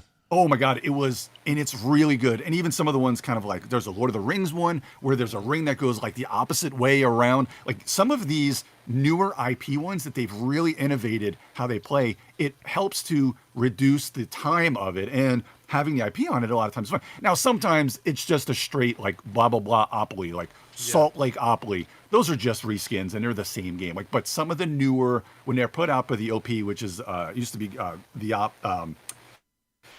to think what the OP is it's the Opoly. It's the company that makes Monopoly now. The OP is the Op is who makes all these newer versions and such. It's all Hasbro related and everything, and they've got all the licenses. But when they put out those cooler newer ones, those I do recommend to check out because they're just fun. Yeah. I like that they're doing that. It isn't just a reskin. Reskins are boring.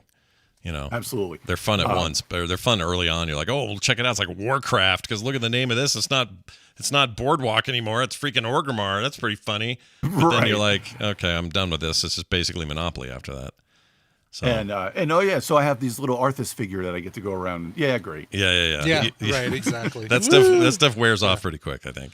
Very cool. Well, one thing that is an IP game that Fantasy Flight put out, I believe about a month or two ago, is Star Wars: The Deck Building Game. Now, this is a really, I love deck building games. Famously, I just can't get enough of them. But this is kind of a very good entry level because it introduces a little bit from a lot of games that people are familiar with, whether it be Hero Realms or Star Realms, even some of the DC deck building game. A lot of them have very similar kind of base to it because you're just basically, you have cards. You start off with your 10 card hand. And you're playing 5 cards at a time. You get a hand of 5 cards, and you're just getting power. But what's cool about, which makes it a little bit different, is because you're acquiring cards in a row, or you're attacking cards. So you're either the Alliance or the Empire, the Rebel Alliance or the Empire, and there's a force track on the side that goes back and forth because you can get the force in your favor, going back and forth. And if you get it all the way on your side, you'll get extra point, you get extra resources per round, and then there's some cards that may trigger off that. But what's also very cool is that you've got kind of a base. You can start off, the base game that you start off with, the introductory game, you want to just basically play like 3 bases. You may have like Yavin or Hoth and 3 of them, but you play one at a time, and it'll give you an ability as you're playing, and then once the other side defeats your base, then you choose which one of the bases you have left to put into play, and it'll give you a one-time initial ability. Now, also in the center row, there's going to be Alliance cards, neutral cards, and then Empire cards, and you can actually attack. So if I'm the Empire player and Luke comes out into middle row, if I have enough battle, I can defeat Luke out of the middle row, get an ability for it, and it keeps you from getting Luke into your deck. So there's that back and forth. There's some ships that'll come in on your side to help protect your big base. It's just a really good... Again, it's pretty entry level for the deck building genre, but I think it's really good. And what they're probably trying to do is just appeal to just people that will see Star Wars and want to get it, and they don't have to read. Famously, like Scott, you don't have to read 30 pages of rules. You can learn this game and Fantasy Flight's really good about putting out videos that teach you how to play the game in like 5 minutes, or you can read like 2 or 3 pages and you absolutely know how to do it. A really, really fun game for whether you're a novice or or experienced gamer. What is sorry, give me the full name of the game again? It's Star Wars, the deck building game. The deck building game. Okay. The deck building game. Star Wars, the deck building game. Okay. The artwork on these cards is great. Like, again, they've got, it looks like new artwork for the characters and even introduction of some new characters in this thing. Plus, it looks like it's a, pretty fun, quick, easy game, like you said, to play. Yeah, and you can vary the play length too, because you can, depending on how many bases you want to play, they tell you if it's your first time, play with 3 bases each, and they'll tell you in the book like which ones to actually use. And they've got characters from all over the Star Wars universe, and I think some of this art is probably from some of their earlier Star Wars IP games that they've put out, because they originally had what's called Star Wars the card game, which was a living card game, and that also is a lot of fun. But it's a lot more complex than this. So don't confuse that with this. And if you're looking for that complexity, this isn't going to, really scratch that itch, but it is This still is not a real the game fun you're looking for. No, I see what you did there. It's got a really good reviews everywhere. People seem to really dig it. Oh yeah, it's really, really good. So, and some of the FLGSs out there, they may still have, you'll see in some of the pictures on BGG, the sleeves, the card sleeves for it. They've got kind of this, it's basically I think it's the same thing as what's on the front of the box, and they have the card sleeves for it. And now card sleeves are great, but when they start putting out expansions, you're either gonna have to get more card sleeves or just not sleeve them at all.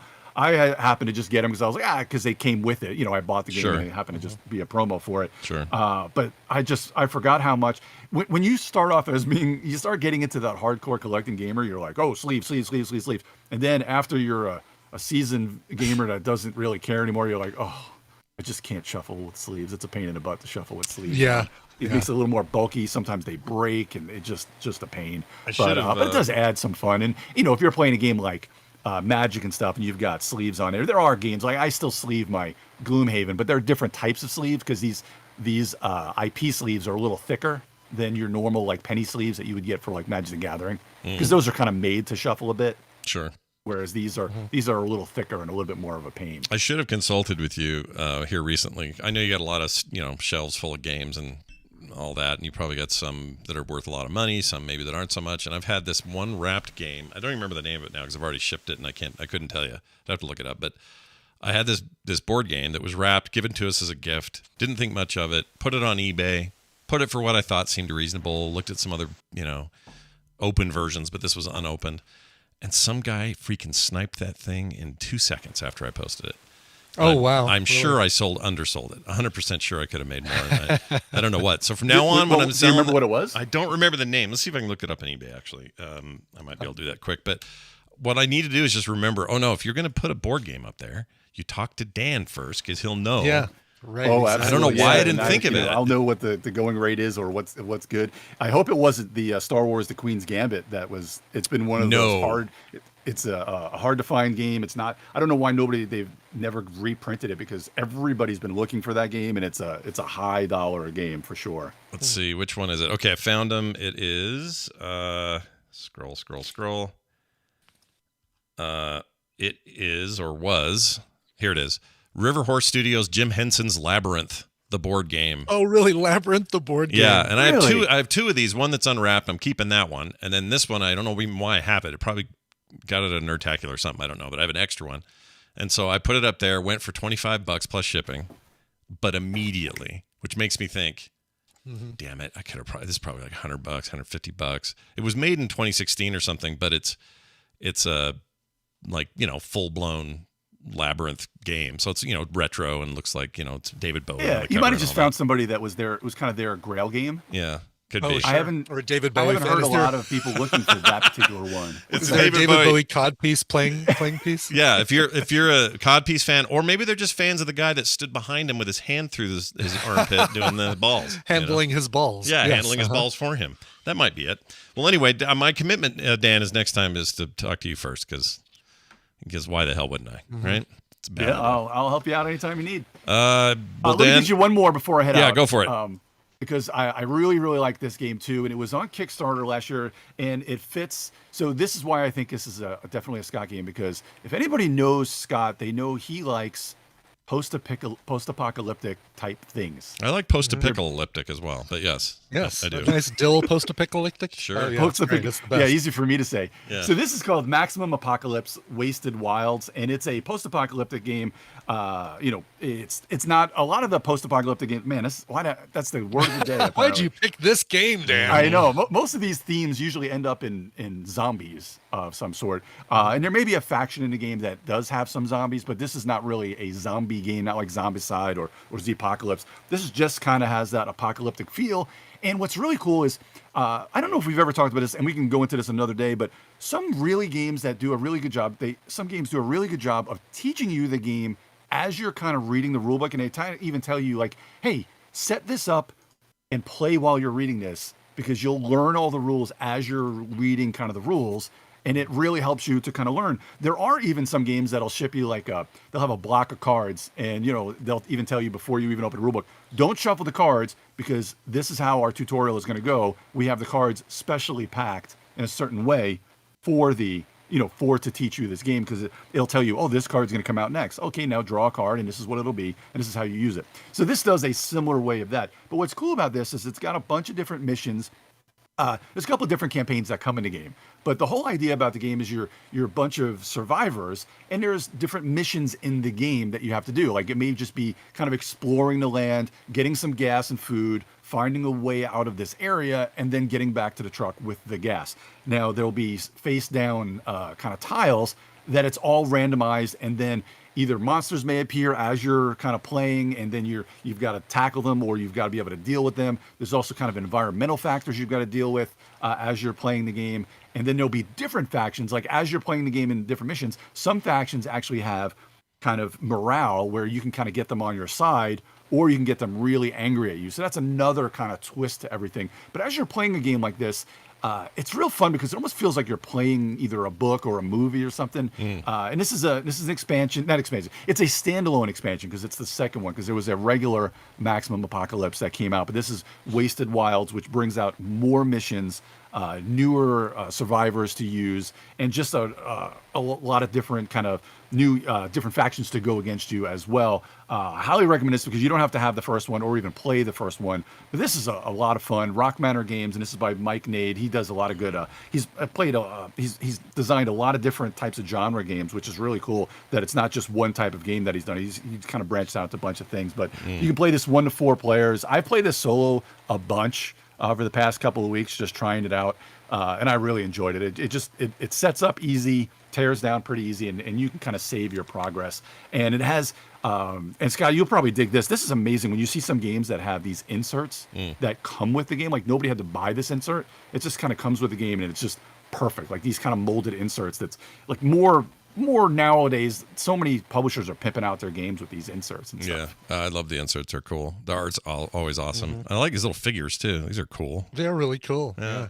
Are they pre-painted, I think, these figures? No, they're not. Okay. I mean, you may I be see able them to now. find a version that is. They might have had it as a stretch goal. Yeah. But I know the copy I have has just regular minis. Oh, this looks that are awesome. Just, gray. All right, this looks really But good. Brian can paint them. Yeah, Brian's a painter. He can paint them. Yeah, just add them to my list. Add them to my to-do list, which is Add them to your queue. behind all the entire X-Men, Marvel United X-Men expansion, and 2/3 of the original Marvel United. Damn, that's a lot of stuff. Yeah, to I've get What got we a through. really lot. just need to do is give Brian another game to put more miniatures behind all those. Yeah, and don't forget, I've got Marvel Zombicide coming, and Marvel United Multiverse at some point as well. So I know painting is my Zen place, and I really need my Zen place right now, and I have not been to my Zen place in a few weeks, so I think I need to just isolate an hour a day and say, I'm not looking at email, I'm not answering my phone, I'm going to paint, and that's all I'm going to do. I think that's I need to do more of that too. I totally really like that. self-care. Yeah, self-care, right? That's our Wendy kind of talked self-care. about this 2 weeks ago, and I said I was going to do it, and I need to do it. Well, there's a And, lot. and when you start getting used to it and start getting good, and I mean, obviously, anything you paint yourself it's going to look good to you. It's kind of like cooking; like it's going to taste better when you do it.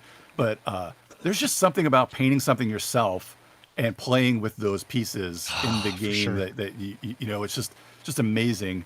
And Brian, I've seen some of your stuff. You're really, really good. Johnson, He I is think good. you'd be a good painter. Oh, I would. I'm just terrible. Once you get over that little bit of hump of learning. Yeah, I've used to do it. The problem is me and messy paint, we just don't get along. We're just not friends. And I don't know why. Like even in high school, I hated oil painting. I hated acrylic. I just wanted to do ink and pen and pencil. I hated all that stuff. So I'm not really a good wet media guy, but it wouldn't be a bad idea to challenge. But this would be so much more controlled, teeny tiny brushes. You wouldn't have as much of a way to get messy with it. That's true. And sometimes all you need is like the base aside from code what and you a couple get on your things. thumb. my when little you thumb right here. Yeah. Yeah, like because that's how I sharpen the point of my brush before I start painting something. It's like bloop, bloop, bloop, bloop. Yep. Then later you make a little face out of it and you go, hello. You do. You say Sadite. Sadite. Oh my gosh, that's a throwback. Call back. Dan, I think the next time you But come I will on, warn you. Oh, go ahead. Before I get, I will warn you, and I warn everybody out there. If you do start to paint and you get the bug, it ain't cheap. Oh no, At all. it's not. It can go places, especially like these 40K people. It's a lifestyle. Oh, I don't know how they do it. I love what they're doing. I don't think I could. Dan, next time you come, can you do this? Like next time, like top 5 solo game experiences with board games, Absolutely. Tabletop. Let me write that down. Because I get and asked I'll this a remember it. lot. For whatever reason, people are always like, "Can you like this?" As soon as Dungeon Murder launches, hopefully tomorrow, people keep asking me, "Can I play this solo?" And they can't. Unfortunately, this game's designed for 2 to 5, but there are so many games, and maybe there's ways to even tweak its rules. I just haven't done it yet. But this idea is. And Scott, if you get me I'm sure you probably have some either protos or early. Get it to me. I can possibly even design a solo mode for you. Oh, I would love that. oh, Yes. there you go. Yeah, for sure. I've Because got. I've done that for some games. There's a few printed games that I've actually have designer credits of designing the solo version of. So Absolutely. I could definitely do that. Yeah, I will get Nice. that to you as soon as I've got. I should be getting basically release decks. Technically, they're beta decks, but I'll be getting those soon. So I'll hook you up. Anyway, yeah, that'd be great. So look forward to that, everybody. Next time Dan's on, a little bit of solo recommendations. How about that? Absolutely. Cool. Absolutely. Games Dan- you can play with yourself. Wait, what? What the heck? It's Dan, your tabletop man and your resident pharmacist. Have a fantastic week, and we'll see you next time. Take care, boys. Bye now. All right. I was going to say bye, and I took a drink. It was like the waitress coming by. Can I get you anything else? Oh, you love that. And you kind of have to do like the lean into it, pull it out, Yeah. kind of Oh, swallow no, it quick. no, thank you. Yeah. Been there a few times. Okay, a couple of quick things later today. Carter and I, looks like 5 p.m. Yeah, we're doing it at 5 unless she's hits traffic and has a hard time getting home, but she's up at the U today. But anyway, at 5 o'clock for a couple hours, we are planning on streaming It Takes Two. This relatively new, a couple years old now, I guess, or a year and a half old game that came out and won all kinds of awards. Everybody said, "Oh, you have to play it." It's a co-op experience. It's by the team I've that seen made you guys Brothers. You guys have played a little bit of this before, right? Where I don't think we one of you gets played- on a fulcrum and the other one raises up, and Oh, it's similar to that. That one we played was Okay. Bakaru or Bokaru. Oh, And that's right, okay. and that's kind of why we're in the mood for this, because this is apparently kind of like the end all be all co-op game, at least of late. So yeah, we'll see how it goes. We're going to start that stream tonight, and we'll do a series of these until we're through with it over the next few weeks. So check it out. That's It Takes Two tonight. Frogpants.tv will take you straight there. And for those in the chat wondering, will it be YouTube? Yes, it will. We're going to test it all week. All week it's YouTube tested. That's the All plan. week. What else? Oh, let's do this quick email about Turo. We talk about Turo sometimes. We can play this for that. Hold on. Be courteous and obey traffic regulations. It's kind of related, Yeah. you know. Oh, it totally is. Yeah. Hello, Spinny and Bullet Hell, or Bullet Bill. I don't know why I said hell. But you're Bullet Bill, Ryan. Sure. I'm Bullet Bill. Thank you for introducing me to Turo. It saved my vacation. Ooh, let's find out why. Cool. Says I took my family to Los Angeles a couple of weeks ago, and when we got there was a 2+ hour long wait for a rental car, which we already had reserved. Oh, man. You know how to take the reservation. You just don't know how to keep the reservation. Exactly. It's like, yep, we got a car reserved for you. Oh, sorry. Now we don't anymore because we gave them all away in those 2.5 hours. So lame. I feel bad for you. Anyway, it says after waiting for over an hour, they told us we were out of cars, or they were out of cars, and wouldn't have any for multiple hours. So after a lifting to our hotel at 2 a.m., we decided to look up a car on Turo, and we were lucky we didn't even. We were lucky we didn't, because we had plans to get family photos at the beach at sunset. And after the photos, just out of curiosity, I looked up a lift from the beach back to our hotel, and it was 1.5 times more expensive than the car we got from Turo for that one trip. Just for that one trip. Just for that trip. Anyway, I highly recommend checking out the Super Nintendo World at Universal, and when you're done there, you can get photos with Homer Simpson, also at Universal. So much fun. Love Ryan in Michigan. I do want to see Super Nintendo World pretty bad. Those crowds look like shit to me, though. Man.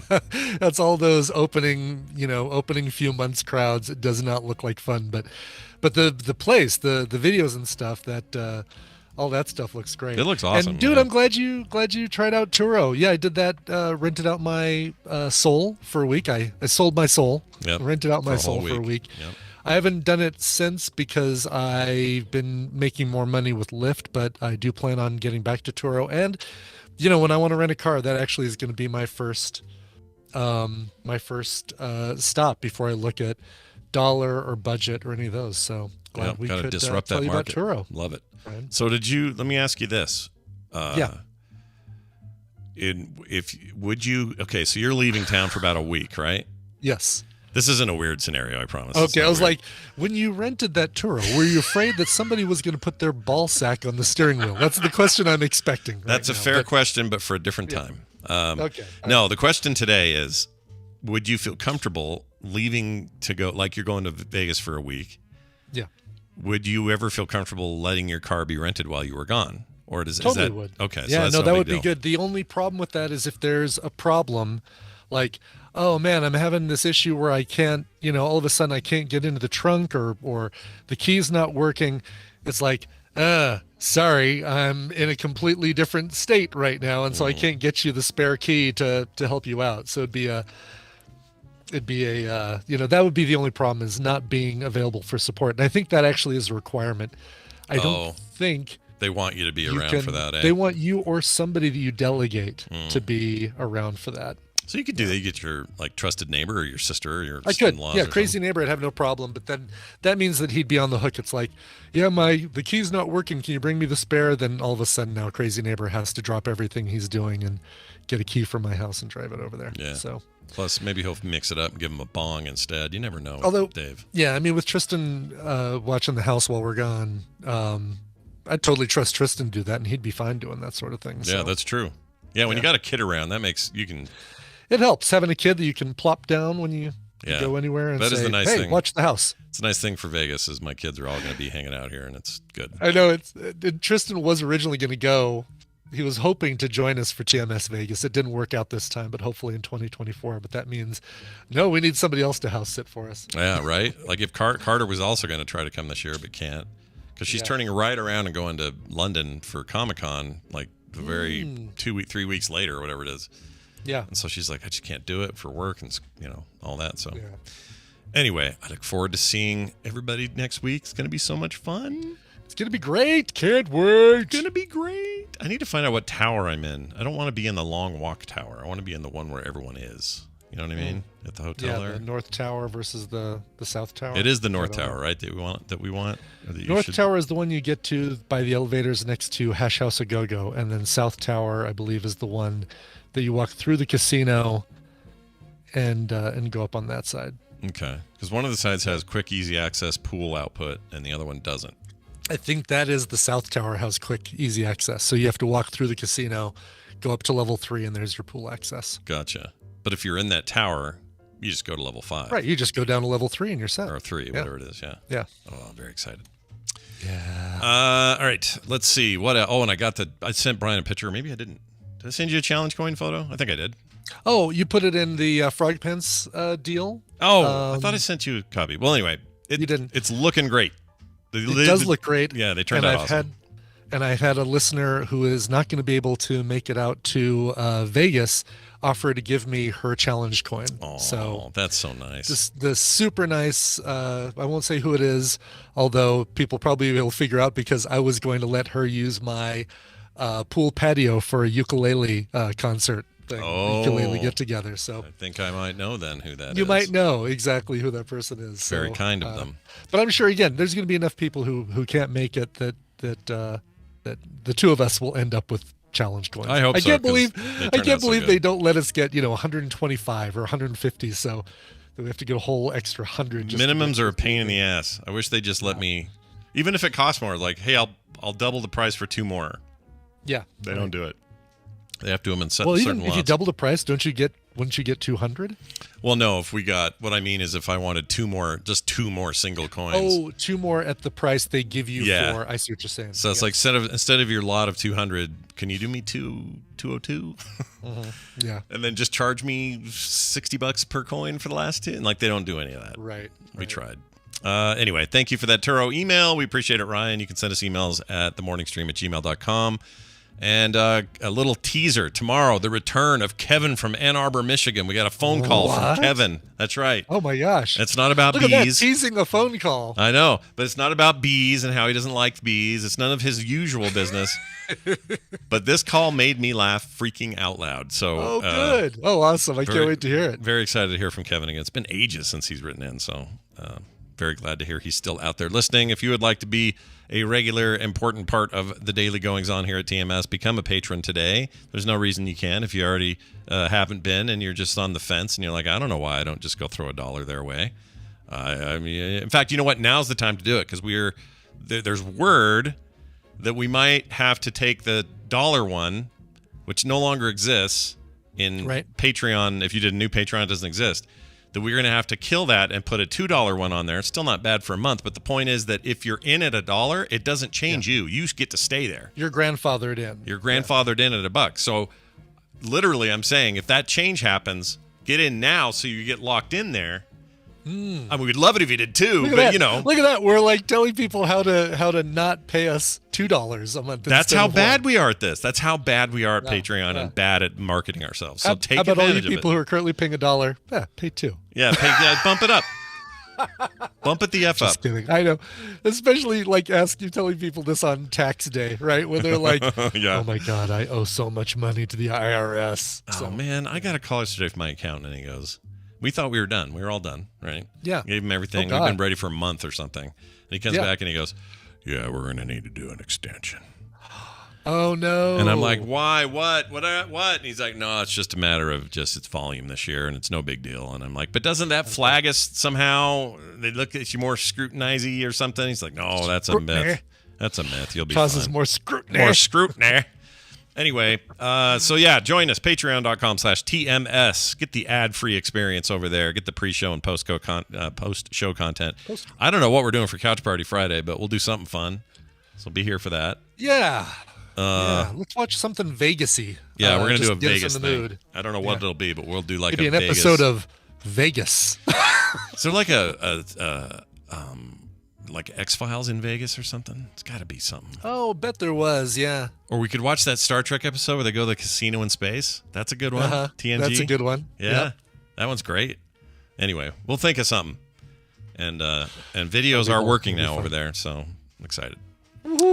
That'll do it for today's show. We're out of here. Brian, let's leave with a song. Do you have a little something there you can do? I do. Ambassador Domo wrote in, Robert, and said, it's my birthday. I'm my 59th, just short of 60. Yikes, when did I get so old?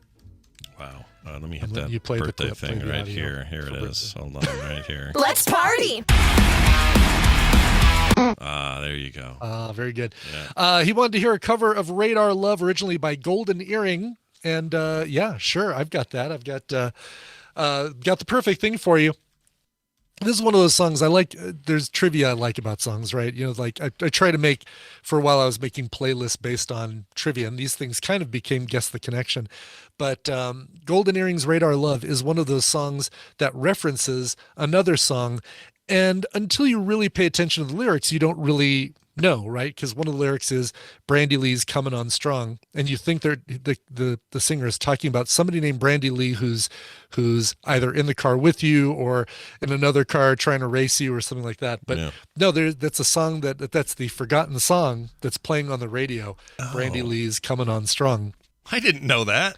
The radio's playing some forgotten song. Brandy Lee's coming on strong. And so I actually found that song too. And so in my library, I have Coming On Strong by Brandy Lee, which is a really weird, like 70s mamby-pamby pop song. It's kind of funny. I had no idea. There's a little Inception going on there. That's cool. It really is. Yeah. I'm going to be playing a version here of Radar Love by Ministry and Co-Conspirators. This came from the 2008 album Cover Up.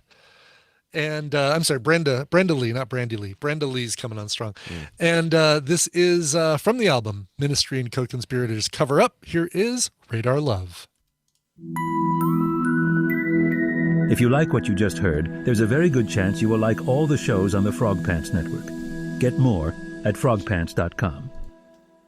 I think pussy's okay. Oh, jeez. Was that Bo? Yeah, I didn't know what it was going to be when I played it. Sorry.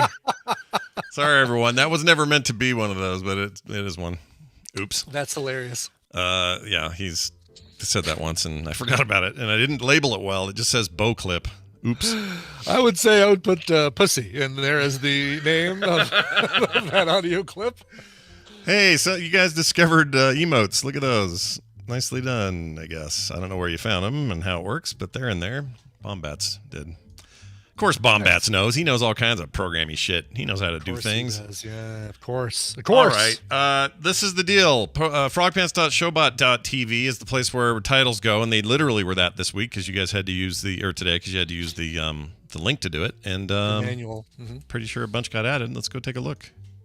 Oh, yeah. We got plenty.